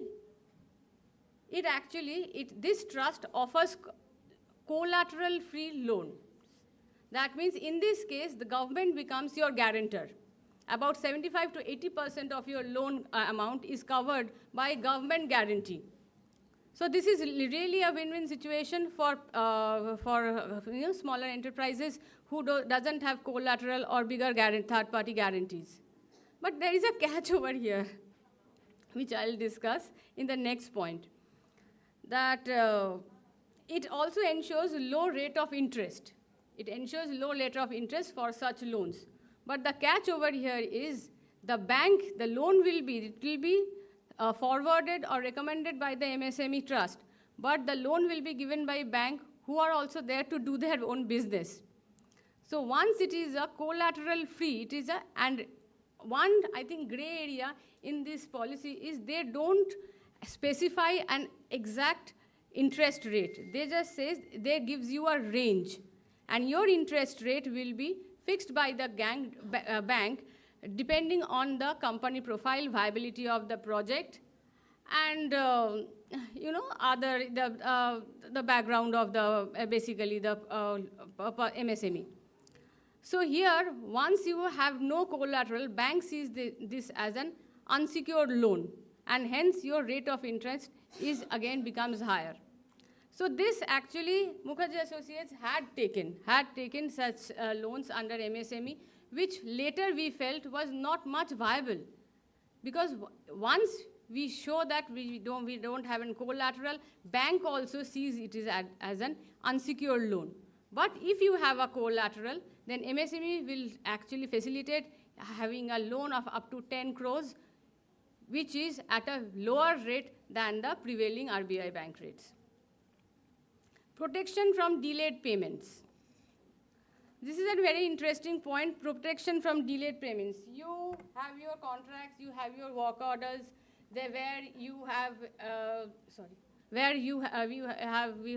some checklists where you have this kind of submissions against which you are supposed to get payments. But these payments are often delayed beyond limit, and where the sustainability of the firms get questioned. Now, MSME protects you against delayed payments. What does that mean? MSME mandates every company that you cannot delay the payment of an MSME. Like if you are a registered MSME and if you have raised an invoice, your payment cannot be delayed beyond 45 days or the period which has been mentioned in your contract, in your work order. This we have also, this is a point where we actually have kind of scored, we have benefited Because once we were working with one such company, which was a big real estate company, and our bill was raised. It was a pure architectural project. Our bill was raised, and I was discussing with my partner that almost 2 months hoye gache, but the payment has not come. He said that, okay, let me, does they know that we are an MSME registered firm? No, I'm not sure. What we did, actually, this act says that there is a portal, you can actually lodge the complaint or the dispute in the portal, and MSME, the committee, the council will ensure your payment is made, and that too with the interest, which is 3 times the rate of the RBI rate. This is actually a great mandate which they have. Now, what we did was, we didn't take, I just wanted to share with you the power of this act, that we didn't lodge the complaint. We just wrote a mail to the company saying that, maybe you are aware that we are very bechari MSMEs, and 45 days has already passed, so when do we expect our payment? Within 24 hours, we got a call from the account section, because the keywords MSME and 45 days were clearly mentioned. Immediately we got a call for the account section saying that what was the date of your bill. I mean, this was the date, and just 45 days has passed. They requested us to revise the date of the bill, and so that they can make the payment immediately the next day. They did not want to falter in this act. They didn't want to take a chance, because it was an also ISO registered firm, and it has its reputation at stake. And also, those keywords did the trick, and we got our payment within the 45 days of our revised bill date, invoice date. So this has helped us. But you know, all areas, there is nothing white and black, all areas are gray. We never got a second work order from that firm. Yeah. Because now the industry, oh, you are MSME registered, very good, very good. You are such empowered, and you are very good, very way to go. But you are too empowered for us. This is a gray area, because very less companies are registered with MSME, very few. So they can select from a lot. They have a lot of options who are not aware of this act, who are not aware of this benefit we get from the registration. So another thing was, This seminar, so you get aware of this act. no, they, as I tell the students, I will just tell the students that, because I also take their professional practice class, that it's okay if you are not listening. Like me, you will also learn the hard way. So, and like one of our professors used to say that, this is a free advice, take it. After you get your degree, I will give this advice, but I will take it for that won't be free. So, anyways. So this did help us, but we also realized that no one likes that you knowing your rights is a threat, can be a threat, because the industry is volatile. No one can, because sometimes projects get delays, projects get stalled, and no one wants to give you the guarantee of payment within 45 days. So more and more companies and individuals get this registered and aware, so they will be actually bound to commit to this obligation. Next is this preferential and beneficial procurement policies of government. So I'll again read what my study says, that it says that the procurement policy for MSME says it mandates minimum of 25% of the total annual procurement must come from MSMEs, and even out of which 3% is earmarked for MSMEs owned by women entrepreneurs. So even when government procurement is happening, that 25% in the manufacturing as well as service sector has to be from MSMEs.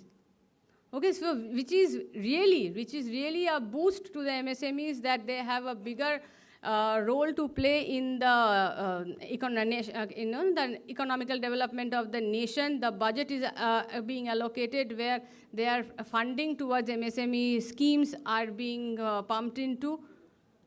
But sadly, I would say that there has been hardly any tender that we have seen which clearly specifies that only MSMEs can apply.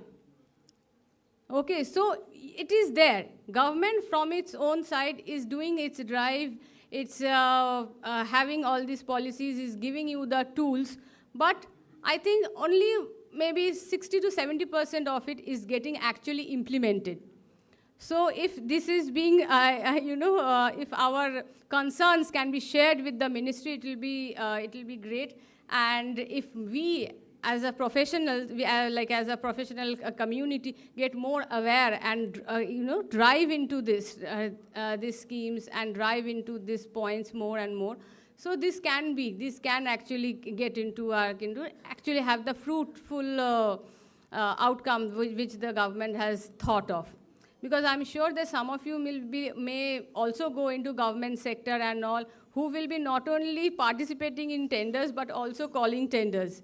So how can we ensure that these noble intentions are actually, see the reality? There's not much more I would like to say, that this is another ongoing EPC contract. This is a hospital project in Dhupguri, North Bengal, which is again, this is a central government funded project. The tendering process clearly says that the team will be responsible for design as well as execution as well as maintenance for the next 3 or 5 years, but never ever does it give any preference to MSME, at least in writing.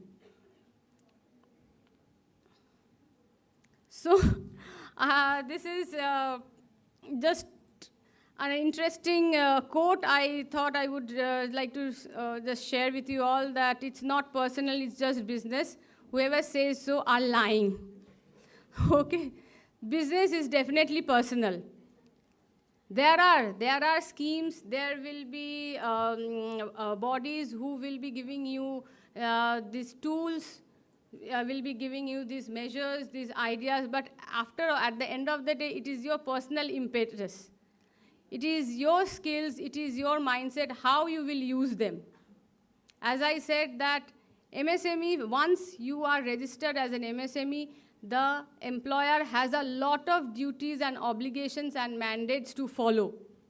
So it is, MSME registered firms are welcome, are encouraged, but in industry, very few actually abide by those. So actually you have to be the dhurandhar of your field. How you use these tools and where and which companies is completely up to you.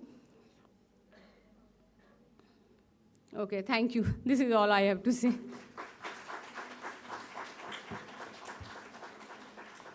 So, I think, is there any? Thank you so much, Alokadi. That was a very, very engaging session. Do we have any questions? Because if you don't, we have. I'm asking the students and the young architects, do you have any questions? So here's our first question to you. What is the full form of MSME? Yeah? Can we have another mic, please? Yeah, pass it around. Would anybody like to volunteer, or would it be like a classroom setup where we tell you which person is going to talk? Yeah, Sharbojit, 5th year, please stand up. Micro, small and medium enterprises. Can you tell us what it means? It means the businesses or enterprises which are enlisted under MSME Act or the body which comes under the revenue generation, or there are multiple categories for revenue and. So yeah, that's it. Okay. Would you like to have your own firm? Yeah. You're going to pass out? So why didn't you raise your hand? Okay. Did you learn anything? Are you learning anything from this session? Yeah, I am. I'm Yeah. trying to like gather the knowledge and so, but Great, great. So, Can Shorbojit, I ask something? Yes, That yes. why didn't any of you raise your hands? I just want to tell you something. If you all want to be entrepreneurs, whenever you job or anything, make yourself noticed. Okay? I was like, this is coming from me, who was also, as I mentioned, that a very low ambitious girl who would sit in the dark unnoticed. Later, when you actually get out of the context of West Bengal, you see that is not the way. For the girls, wear heels so that when you walk in, you get noticed. Ask the silliest of the questions so that you get noticed. Otherwise, you are here. You will be spending your entire day unnoticed. Like nobody cares if you are there or not. Okay, so just don't be afraid to ask a silly question or to raise a hand or just like be noticed.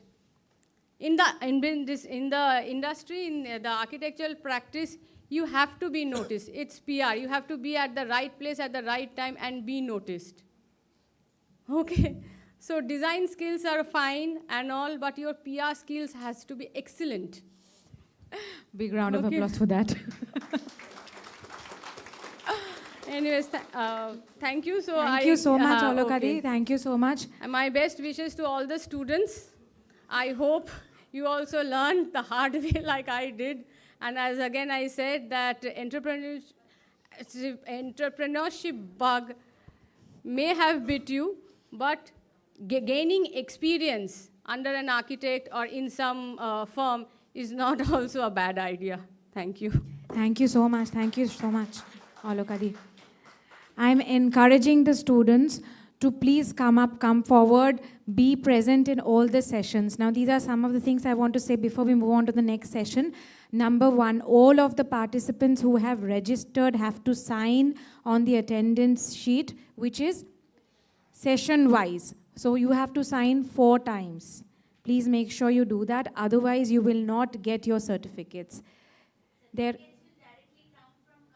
Yes, the certificates will directly come from the Council of Architecture. So please note that you have to be present in all the sessions, then you have to sign, and then you will be entitled to a certificate from COA as well as lunch and snacks. Otherwise, that will be waived off. So please bear that in mind. We are noticing that there are some miscreants. For some of you, we will not let our fraternity and the department get maligned. So please bear that in mind. Our second speaker for the day is architect Shairi De, our beloved Shairi Di. She has, Shairi Di, please come up on stage. She has done a big round of applause for her, please. She has done her bachelor's from IIEST. At that time, I think it was called, what? BE College, Besu, something. We are not. Absolutely, yes. Should I say BE College? Absolutely. It was, it is, and it will remain big college. BE College, okay? Bengal Engineering. Bengal Engineering College. Yeah. She did her master's in real estate from University of Glasgow, and she is the founder director of All About Architecture. You know All About Architecture? I think somebody explained it. It is the Amazon of sustainable building materials. She's trying to build something like that. And we have many people from our department, many students who are willing to work with her, research with her. So we will be sending out the profiles to you very soon, today, which is today evening. Yeah. She's also the founder of Madhya Design, which is an architecture and interior-based firm, but it's also working with sustainable materials. So you're looking at how you can incorporate sustainable materials in architecture and interior design. And yes, she is also a social entrepreneur and certified ESG professional. She has around 15 years, a decade and a half of experience in this field. She's the right person, I think, to talk about this. So Shairi Di, the stage is all yours. Thank you so much. And it was really nice presentation by Olokananda, Dr. Olokananda. I'll just try and follow up from there. What is architecture? If we ask today, like when we started working, when you came in as students, when you have joined into the education system, I think most of us will not be able to identify what an architect is. People understand interior designers, people understand contractors, people understand civil engineers, but the role of an architect is something very unique and I would say very core to when we are building spaces, habitable spaces for people to live in. Now, while I also joined, like her as well, when I joined architecture, I had no clue what I was getting myself into. And over a period of time, I tried to figure my way around, while through the classes, through interacting with people, the subjects that I would like to pursue, that is from where I started to figure out what next. Of course, I did not have an answer. I worked for 2.5 years before I pursued my master's. So my intent in those lines was, I was not someone who was purely into designing, but I wanted to stay in the profession and contribute towards more, I would say the word to use might be sustainable, but mindful construction. So from there, my journey started, and I started working on. And till 2019, I was working with different developer houses. In Kolkata, I worked with Ambuja. Before that, I worked with JLL, I worked with APG groups. But post that, during COVID, I realized if I do not take what I need to do right now, it would be too late. And already I was reaching my 40s at that time. And that is the time I left my job and I started to figure out what I wanted to do and how I can forward. Like I had, of course, during my journey, I had realized what are the points I want to focus on, what are the things I wanted to work with. But entrepreneurship in its core was something that was never explained to me. So today, what my presentation is going to be about is what entrepreneurship is. This is something that was taught to me. This is something that helped me figure my way around post my education. So I will just give you a small example. During the 5 years that I was in Kolkata, I was able to reach out to the institutes that you're seeing out here, receive grant monies close to around 40 lakhs from them to help us create the product that we could. The first of them you would see is IIM Bangalore NSR Cell. The names I have placed there intentionally so that if you want to pursue, learn about the different courses or the support as students, as final year students or professionals, when you're moving out into the field, you can do your own research as well. So these are some of the names, and I will give this presentation deck to your faculties so you can also look down later on. Okay.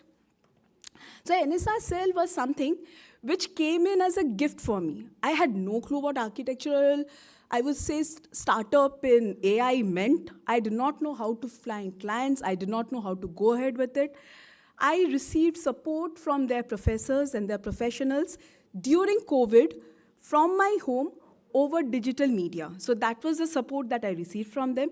And we did not, and it was from zero money from me. We got grant monies from them. So they helped us in the journey to move forward. Similarly, it is from the similar one was from IIM Vizag. They have different courses where you can apply to.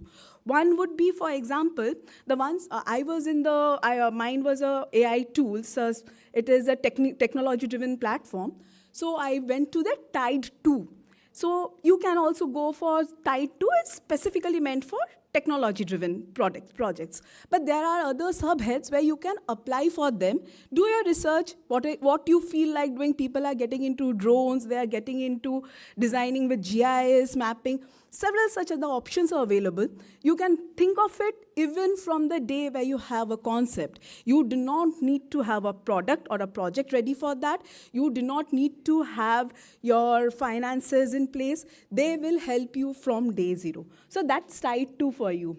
IIT Guwahati was also part of the incubation cells with IIM Bangalore, through which I was able to develop the product in terms of the technological product which I wanted to work on with. So their professors helped us create the parameters, setting it out, and that was how the tool was, the tool's base form took in support with the IIT Guwahati professors. Greener, or these are all subsidiary, and there are many such more platforms which are there, which helps you to kind of register and move out into the world when you're planning to go ahead with sustainability, with creating your own business models or a startup. Startup India is a platform which I would say, though people say, "Usme kya hoga? How does it help? Is it just focusing on the people who are connected to the politicians and things like that?" I have benefited from it personally. And I do not have any political connections. I do not have any other person to work on with. It has been understanding what I am going to do with that, with my project in the future, having that clarity of thought, putting it out there, and getting the support through it. So I would insist that while you are, even when you are in your maybe your second year, third year, and especially in your fifth year, and you want to do something, please do your research. Do not get down into starting something on a whim. Like she mentioned, get into a job, do your research, and then move on to it. So today I'll be sharing with you the tools which I received from the IIM Bangalore courseworks. This is presented by Dr. Saraswati. She is Mumbai born, but then she went out to US, and she developed certain toolkits which talks about entrepreneurship as a subject which can be learned. Like her basic policy is physics, chemistry as a subject, we did not know what it was. It was taught to us, we learned its principles, and we have kind of grown beyond that. Entrepreneurship as a subject can also be learned. And she created some tools. One of the major part is called effectuation. I will just go through 5 principles of them through this presentation. And if you want to learn more about it, what it is about, just her website is there. You can figure it out, free material, look at it, and start putting that into your everyday life. So this is what I would say I'll try to do today. Effectuation. Principle 1, bird in hand principle. What it says, start with your means. Don't wait for the perfect opportunity. Start taking action based on what you have readily available. Who you are, what you know, and who you know. So these are very important points. A person, as an individual, you might be someone who is, say, from the suburbs. Someone might be from the city. Someone might be connected to a family business house. Someone may not have, like me, may not have any family business houses. It was me, my parents, who was always a working class citizen, and Kolkata families do not understand businesses. Like it is like the worst thing you can talk about is money. Do not talk about it. So from there, how do I move to the next line? How do I get to the position where I can talk about businesses? How do I move forward is the journey for you. And it is not a day's journey. For you to move into that space, which is your dream, which is down the line, you actually have to take small steps every day. So be very aware of the position that you are in. You may have someone, you may be someone who actually has the finances, where when you start a business, for the first 4 to 5 years, you will not be able to draw any money. Be aware of that. When you're starting on something, you're not going to actually have the finances available to you easily. So what is the next step? Build that finances for you. Build that space where you can actually be comfortable that when you are not drawing in that money, you can then move into it. Something called moonlighting is being done post-COVID, which means while you are working, you can also keep on getting experiences, small jobs, freelancing work, and figure out how that market works, and figure your way around that journey. So when you are starting off, whether you are in second year, fourth year, fifth year, figure out where you are, figure out the people that you know, figure out your position, and then move forward. So this is the first principle. The second part, like I kind of had sifted into it, talks about affordable loss principle. What does that mean? Set affordable loss, evaluate opportunities based on whether downside is acceptable rather than on the attractiveness of the predictable upside. Let me break it down. So suppose while you kind of decide today that you want to start your business with the idea I will be earning, say, 1 lakh a month. What happens if you do not get that 1 lakh? Do you still survive? Is it 50 lakhs that helps you survive? Is it 30 lakhs that helps you survive? Do you have the fund that will keep you going on when you start off and you do not have that basic part flowing in? So that is what we talk about affordable loss principle. So be very aware that in spite of your best of the intent, maybe things will not go uphill, in day 1 or day 2 or day 5.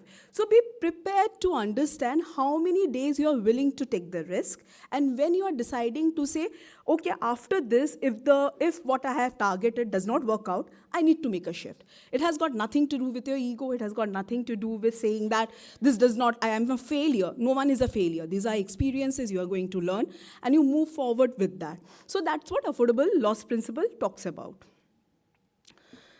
The third part, lemonade principle. Leverage contingencies, embrace surprises that arise from uncertain situations, remain flexible rather than tethered to existing goals.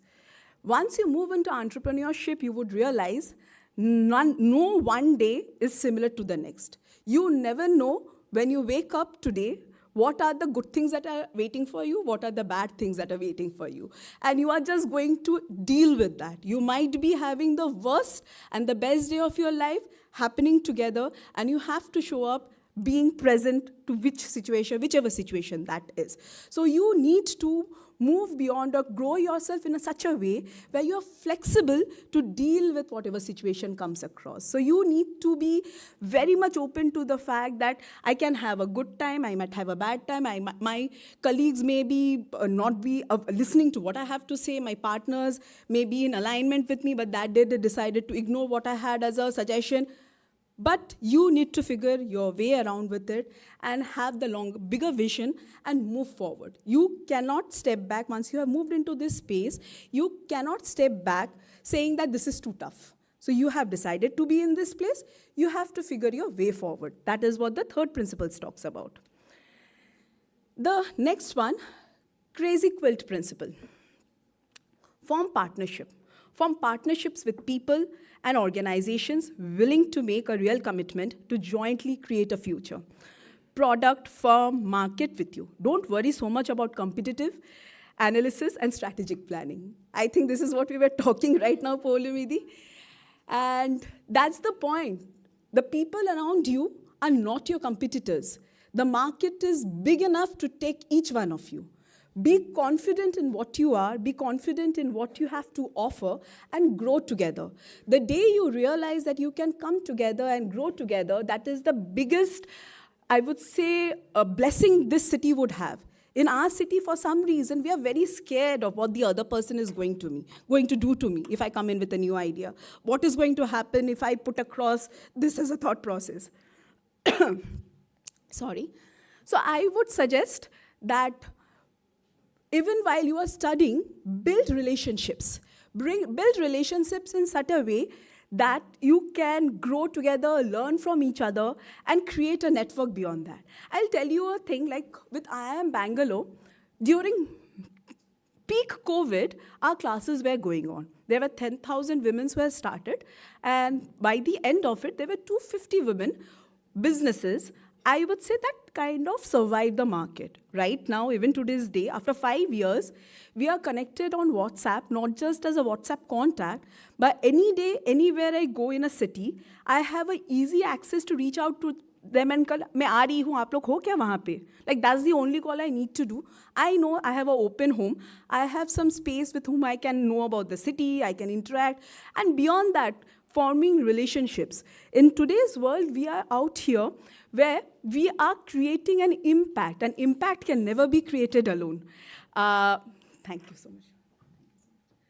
Yeah, so for creating that, you really need to come together and form partnerships, form teams, I would say, partnerships which even don't make sense at times. But down the line, you would realize where this team building is helping you move forward. So do not come in with an expectation of return, but rather be there for that person, for the work-wise, to help them out. Why not? Like if you can, why not? Give an extended arm and move forward in that direction. Just a second, please.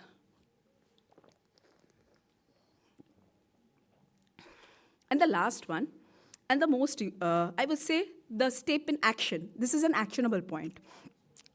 Pilot in the plain principle, which says control the controllable. The four specific principles above represent different ways an entrepreneur interact with the environment to shape the environment.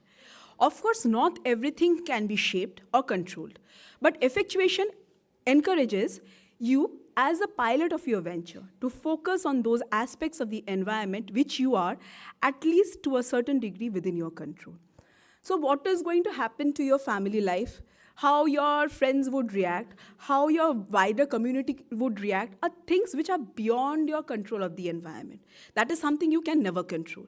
But you can control how you as an individual react to it, what your thoughts are, and how you want to grow. So I would suggest from now onwards, if you are actually serious about moving towards entrepreneurship or about creating an impact by having something of your own, please do start building yourself. And this process does not stop after you get your degree. This is a journey that you need to have throughout your life.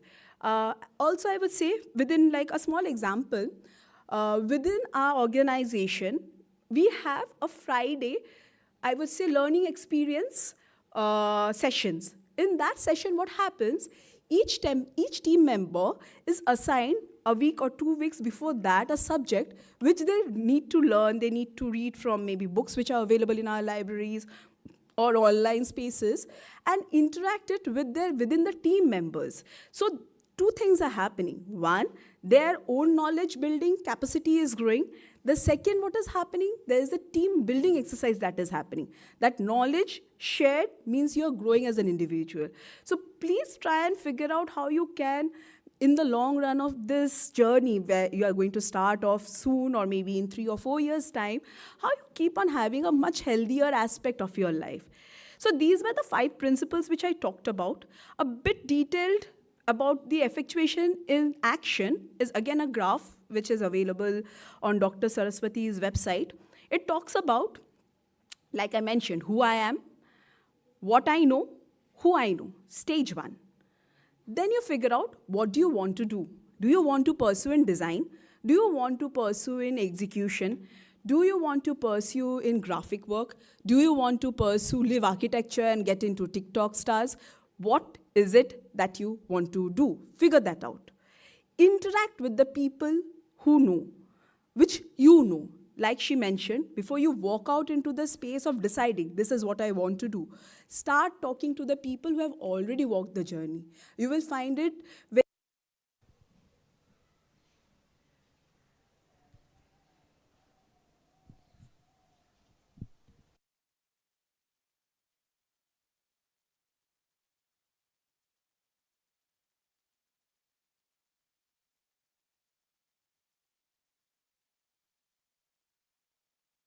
communities for stakeholder commitments, which means, can you do the work on your own?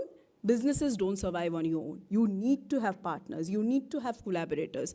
As an architect, more so. As a designer, you're working with an electrical team, you're working with a service team, you're working with people who are getting you sanctions, you're liaisoning with government bodies. Figure the networking or the stakeholders who would help you grow in your journey as well. And if something happens, that's fine, that you have reached your goal. If not, you repeat it. It is not that if you try it once, you fail, you try it twice, you fail, does not mean you are a failure. If that's something you want to figure out, figure your way around how to go ahead.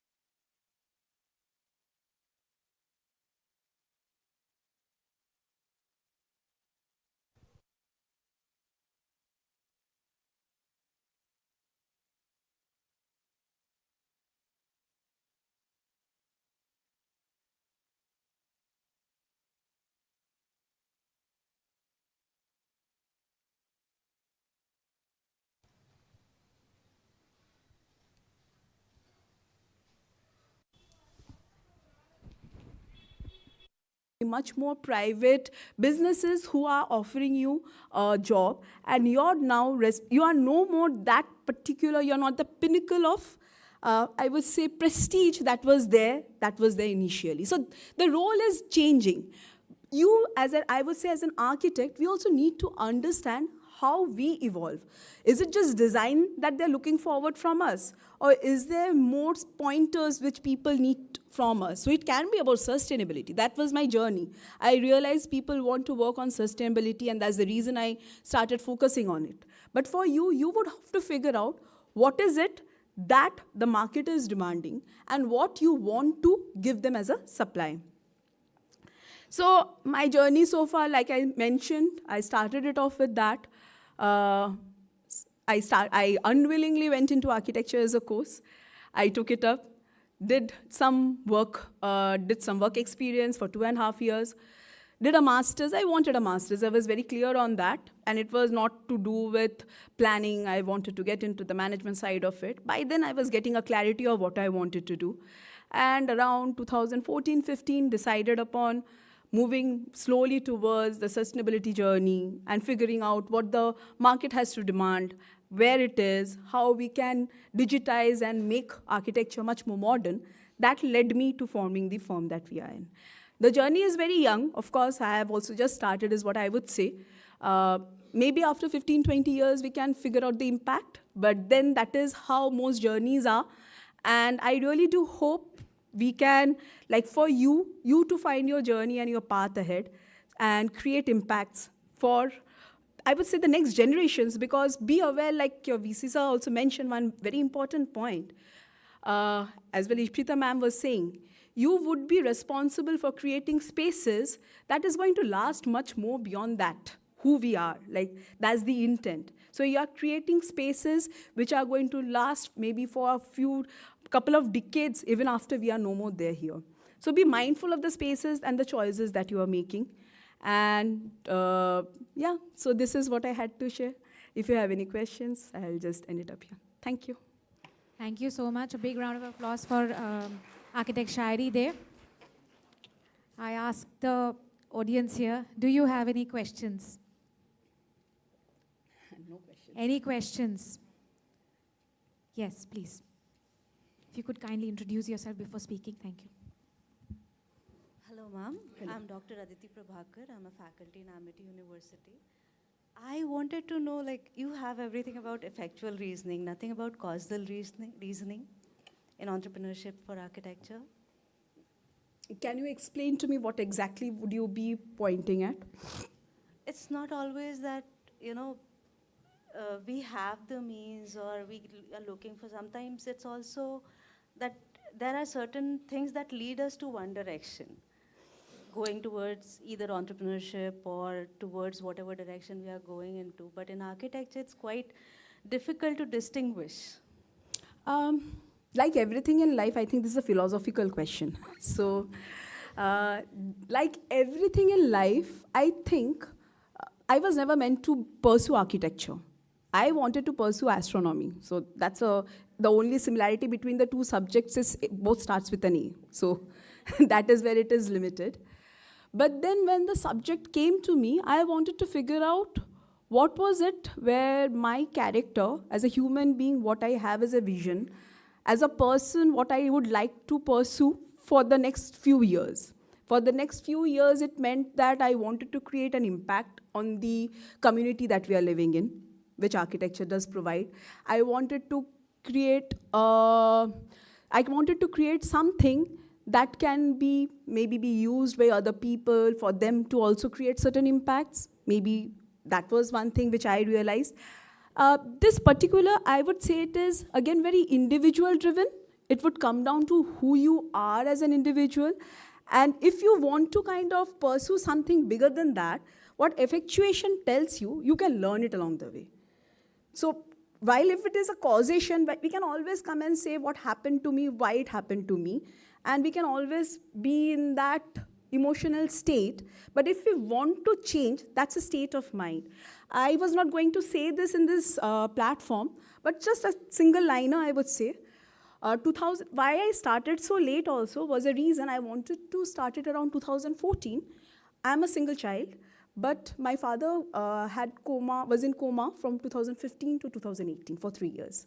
So that's the reason, while I was working, I was taking care of my family. I could not start at that time. It did not make any sense. But I knew what I wanted to do beyond that. I waited it out. I waited it out for the period. I did my homework a bit more, and I then pursued it. So I would say, like, not every family situation or every situation will enable you to make your choice right now at this particular moment. But if you want to do something, you can always wait it out, figure it out, and your life's journey does not end tomorrow. So figure it out and create that opportunity for yourself. Wow, that's super inspiring. People at the back, please wake up and listen. So any more? Yes, people who get demoralized with a couple of redos. Yeah, it's a very important lesson in life, especially for women. You know, we don't get to do what we want all the time. You have to wait it out, and you will get there if you are motivated enough. If you're willing to wait through it, persevere, you are going to get it.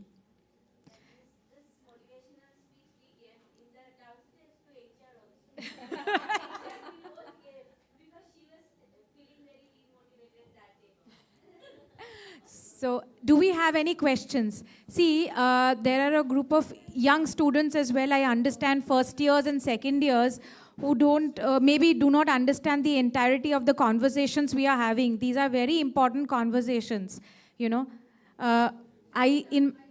Yeah, sure. Yeah, Olukadi.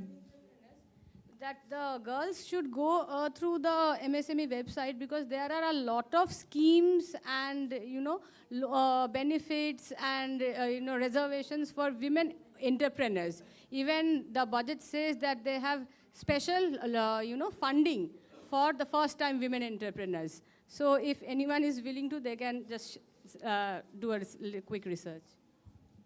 So please go back and look at the website. A couple of things before we end the session. First is, if you do not understand any terminology, please feel free to ask. I said in my introduction speech that ma'am is a certified ESG professional. I don't know how many of you understood that. Feel free to ask. Yeah, Olokadi said something about grants and loans. If you don't know the difference between them, please feel free to ask. Okay? And one observation from our beloved Enanko sir is that, sir, you said that when Olokadi said that one of my mistakes was being an architect or getting into architecture, we heard a lot of cheer and maybe resonance with that fact. Is it correct? Yes. Yeah? Okay. So he said something very interesting. I'll share that with you.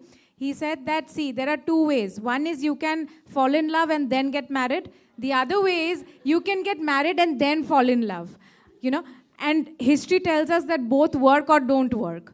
So, so please don't hate architecture so much, right? Okay, thank you so much. Thank you so much. Once again, a big round of applause for Shairi Di. Now, exhibition is open throughout for 3 days, today, tomorrow, and day after. Feel free to visit, see the work of our students, and please put in your comments in the visitors' feedback. Tell your peers as well, tell your friends, your parents have already been invited. Tell them to come and have a look at the work that you're doing, all the sleepless nights that you have been having, right? Okay, finally, before we move for lunch, can we have a photo session? We have all the speakers today. So here, so we'll have a, Shairi Di will probably move out, so we'll have a photo. Can we please come up? First with the faculty members and the speakers, please. Please come. Esho. Faculty members from Amity University, Kolkata, Om Dayal, as well as JU and all the other faculty members, SNU faculty members, please come up. Can we have a photo session?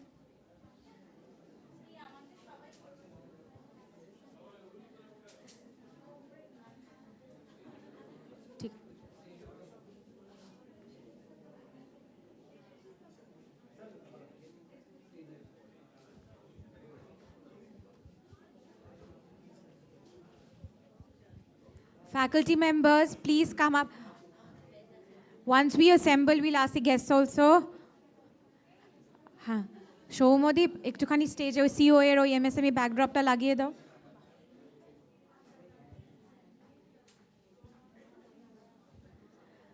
Do we have all the faculty members and the guests?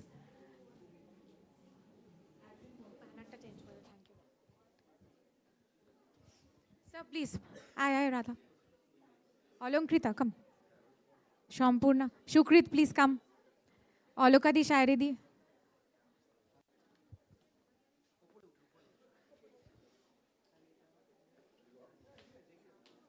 Ma'am, please come.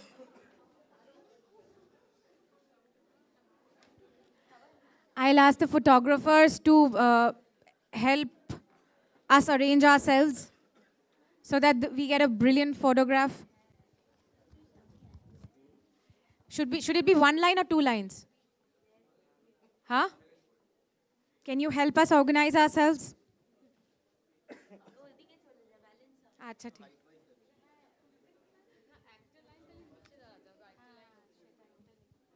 Should we go down? Is it better? This is fine? Everybody is visible?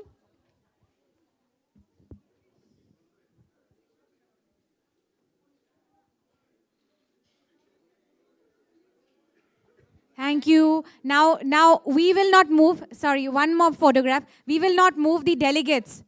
You see, we are very poor at documentation. Please come forward for a photograph. We have to send it to counts. All the delegates and student volunteers, please come up. We'll take a group photograph. We have to send it to COA. We have to send it to all the places that we can.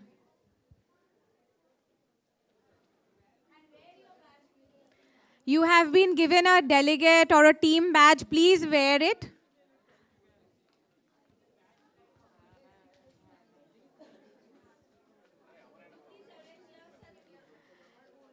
Feel free to sit. Feel free to sit down or stand up or do whatever. Make yourself visible in the photograph. I'll request the photographer to help us arrange.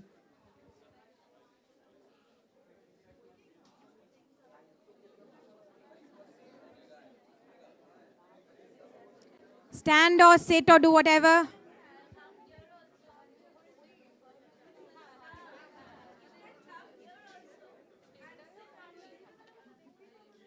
Some people who are willing to kneel down can come up on the stage.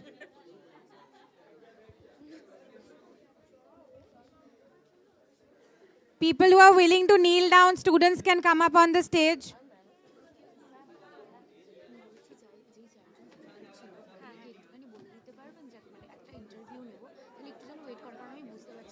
আচ্ছা আমি বলে দিচ্ছি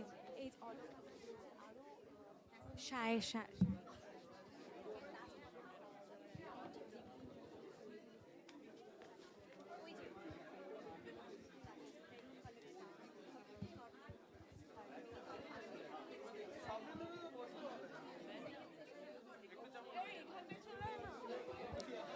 Photographer, please help us arrange ourselves.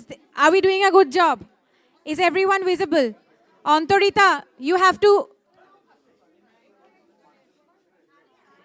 Himayon, Antara, Bishnupriya.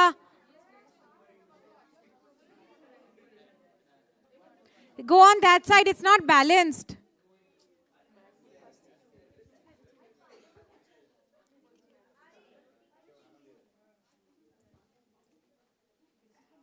We good? Are we good?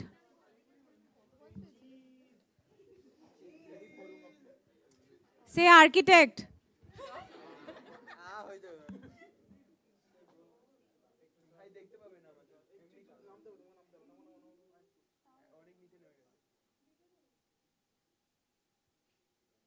Thank you so much. Thank you so much.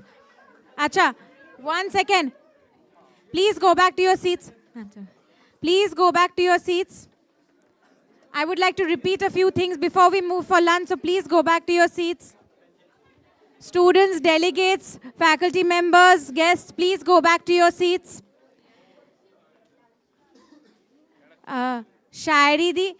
Shairidi and Olokadi, small interview from, I think, SNU Masscom department.